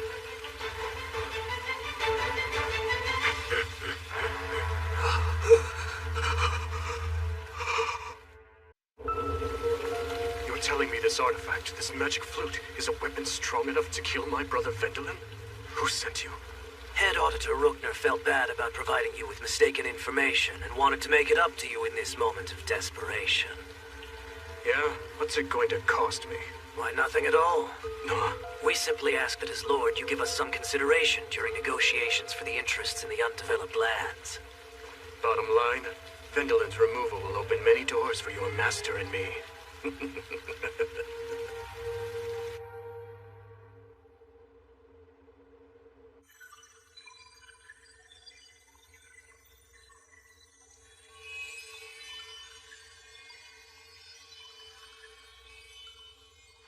I see Kurt. He's waiting for us. He must have heard that Vel was angling to take control of the undeveloped lands. He actually acted on that information? It was just talk. And that's why we spread the rumor. It worked! Good. It looks like the plan to make Kurt lose control is about to come together. Strange, though. I was convinced that Rookner's man would be coming along with him. I didn't think Kurt had the guts to take Vendelin out all alone. And yet he's by himself. Which probably means he's convinced he's found a way to defeat you.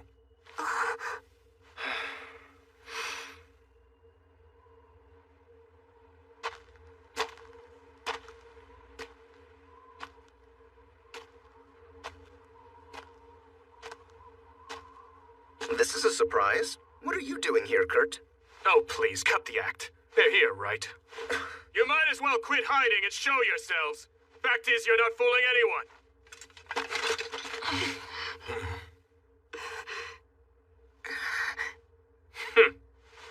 Listen, kid. No question, you're amazing. Huh? You've defeated a bone dragon. You've been showered with praise as a great magician. And to top it off, you're attempting to become the next lord of this family's land. Except, you're nothing but the 8th son. I'm the eldest one here. Don't move. Because if you do, I'm gonna blow this dragon's flute. What the hell? Where'd you get that? I suppose a veteran magician like you would know the power of this relic. I sure do, but it's the first time I've ever seen one. What is that thing? The Dragon's Flute is a magic item that was hidden away in ancient ruins. Blowing on it will summon dragons. So what? We've fought dragons before. Not in these numbers. Every single one in the Great Reed Mountains will rush down here. The boy's magic powers won't be enough to overcome them all.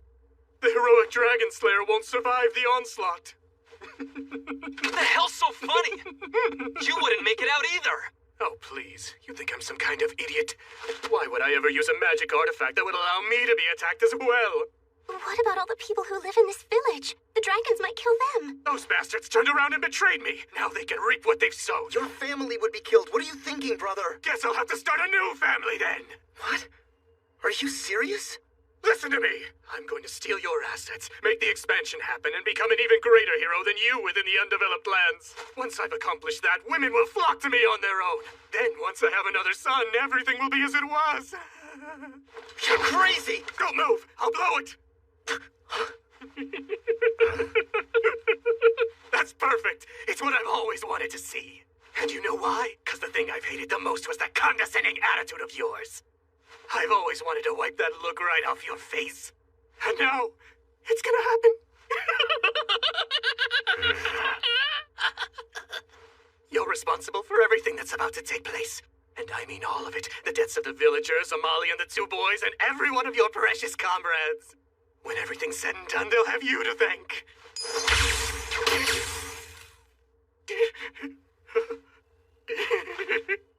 Looks like this flute is on my side.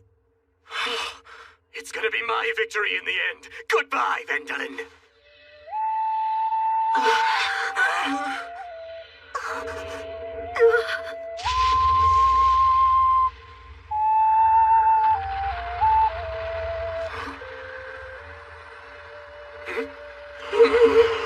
Kurt, no!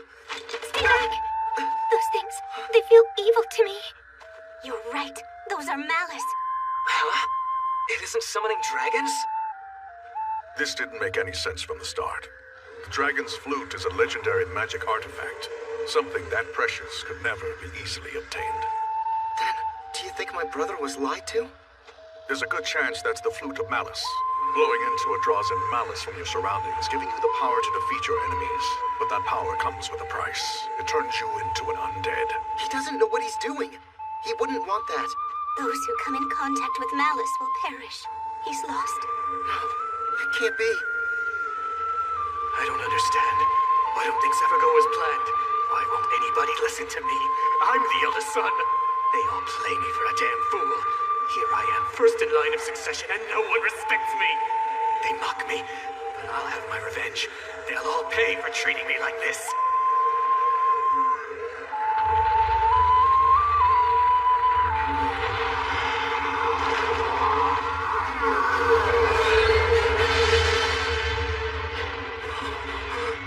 Come on, boy. Use your magic. What are you waiting for? He's already dead. He's my brother.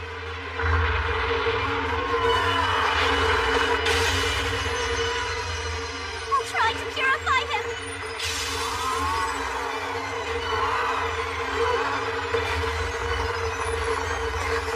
He's very strong. There's too much malice. We can't hold him back. I won't let him hurt anyone.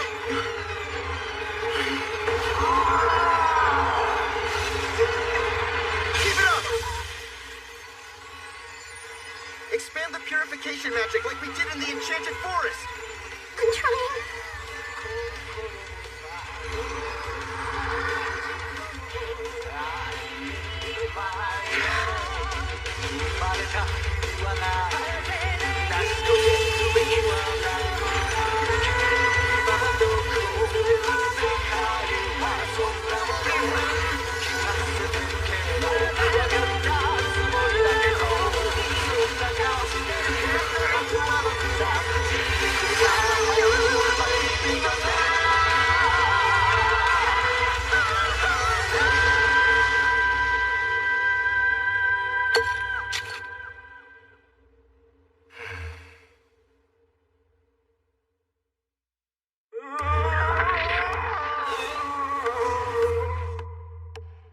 I must say, that was an impressive strategy, Head Auditor Rookner.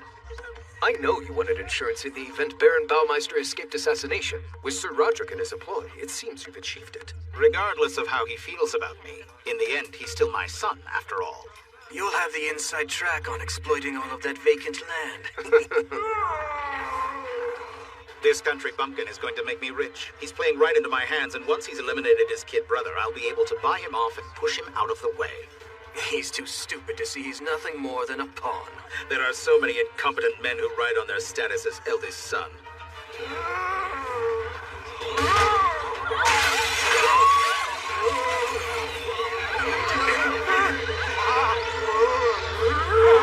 Who are you? Not Kurt Baumeister!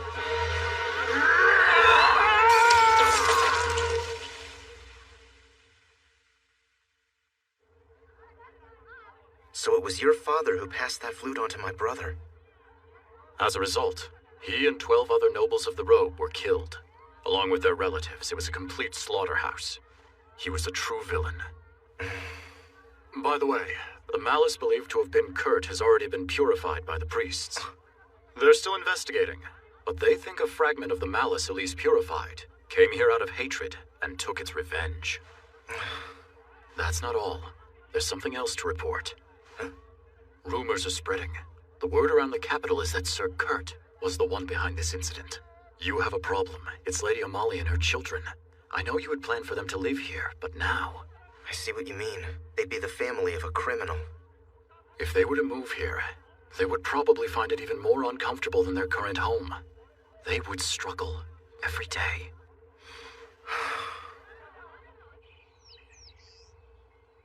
So where did Amali and the two boys end up? They're in hiding with Herman, the second son. But because they're Brother Kurt's family, some people still view them with hostility. They don't even feel safe going outside. Hey, you want a drink? This mead is pretty good. People always come up and call me the heroic dragon slayer. They put me on a pedestal. The truth is, I couldn't save anyone. What could you have done? It was the Flute of Malice. Nobody saw that one coming. Speaking of that, we're investigating how he obtained that thing, but our inquiries haven't turned up anything solid to pursue. Maybe that was part of the plot. The palace might have arranged it so they could cover the tracks. I'm getting really sick of all this nonsense. Everybody's always sneaking around behind my back, and I have no idea who's plotting what or what they're even after. It just never ends. They make sure all their dealings are kept in the shadows, so they can just walk away. Would someone tell me what the heck is wrong with these nobles? You know what, boy? I've been noticing something about you. Every now and then, right out of the blue, you start talking like you're not yourself. What? You really think so? I don't do that, do I? You most certainly do. Just now you said all those things about nobles, didn't you? You should go and take a good look in the mirror. Maybe you've forgotten, but you're a noble yourself now.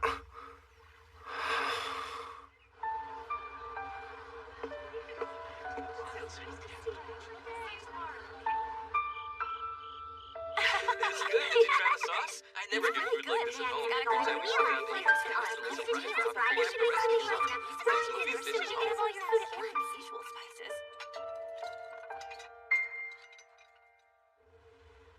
Can I ask you something, Elise?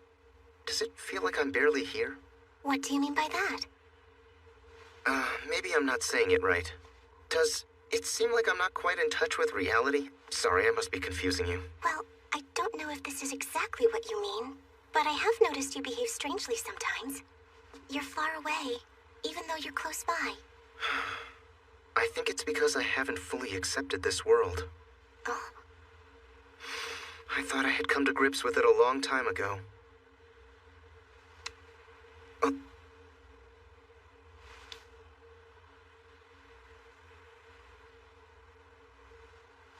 Elise, I've made a decision. I'm going to try to become a proper noble. I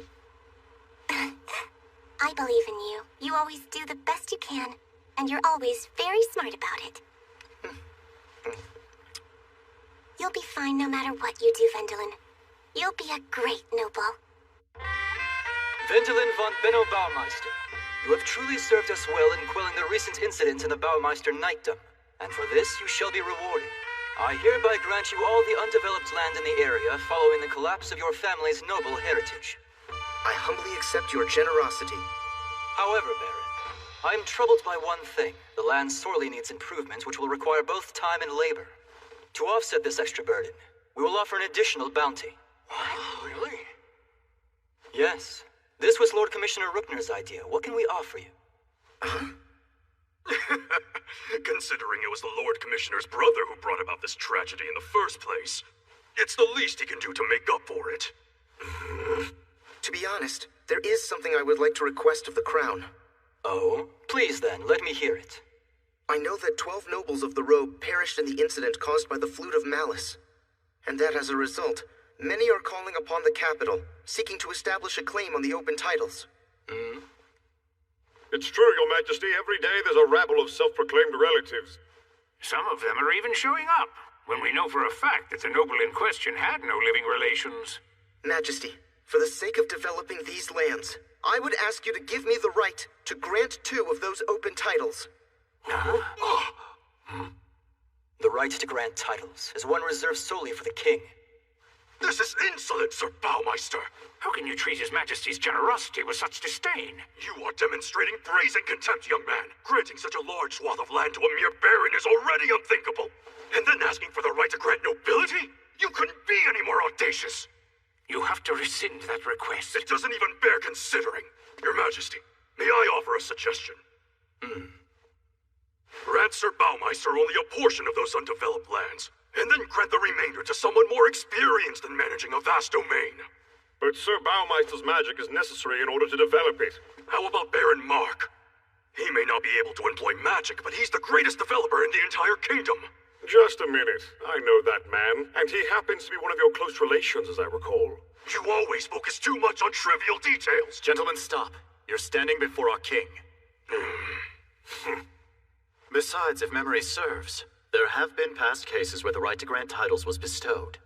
Those were all cases where there were pressing reasons to do so. All the more reason the idea should at least be considered. Why should we buy that? You're Sir Baumeister's lord. I suspect you only say such things because you hope to expand your own faction. That's not true. I am simply thinking of our kingdom. With all due respect, we are also thinking of the kingdom. I have trouble believing that. How dare you question our loyalties? Oh, honestly, here they go again. Be silent, everyone! Sir Baumeister, I say again, rescind your request. Magician, please listen. Can you not see what you've done? Your thoughtless and irresponsible actions have upset the established order here in the royal palace. You lack decorum, Sir Baumeister. Act like a noble. Majesty, if I may. As Lord Marshal Edgar proposed before, could we grant Sir Baumeister a portion of the undeveloped land and place the remainder of the vast acreage under my care? I will develop it myself. Impressive. A magician of your talents might be successful. Cease this bickering! Thank you, Magician Armstrong. However, your talents are needed here in the capital. But great magic power will be needed for this task. Agreed, which is why Sir Baumeister shall do it. The improvement of these undeveloped lands is overdue and is our kingdom's greatest priority. We need him to put his fullest efforts into it. So if this is what it will take... then you'll allow him to grant titles.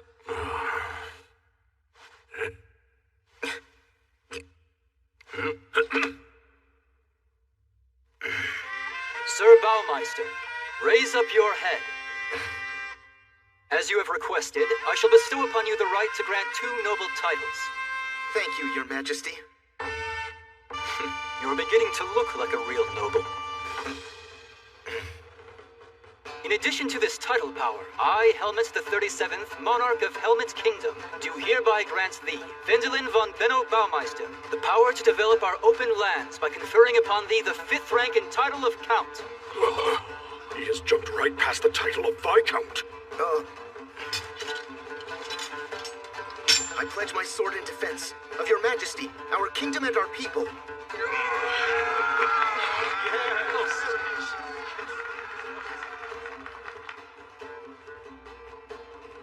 That worked out well. The boy put on quite a show in there. Show? What do you mean? Everyone performed splendidly, except for you. You really should consider acting lessons. Huh? Your Majesty, good one! But I respectfully decline! Once your children come of age, I plan to grant them the 2 titles I'm holding. And if they decide they don't want them, they'll be free to turn them down. I wish you great happiness. Sir Wendelin. My husband's death was something that he brought on himself. I'm sure that my boys will understand that one day.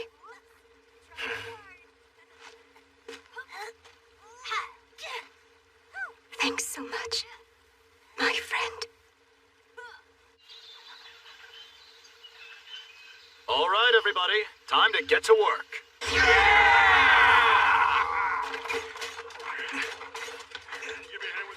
You did it again, Venlin.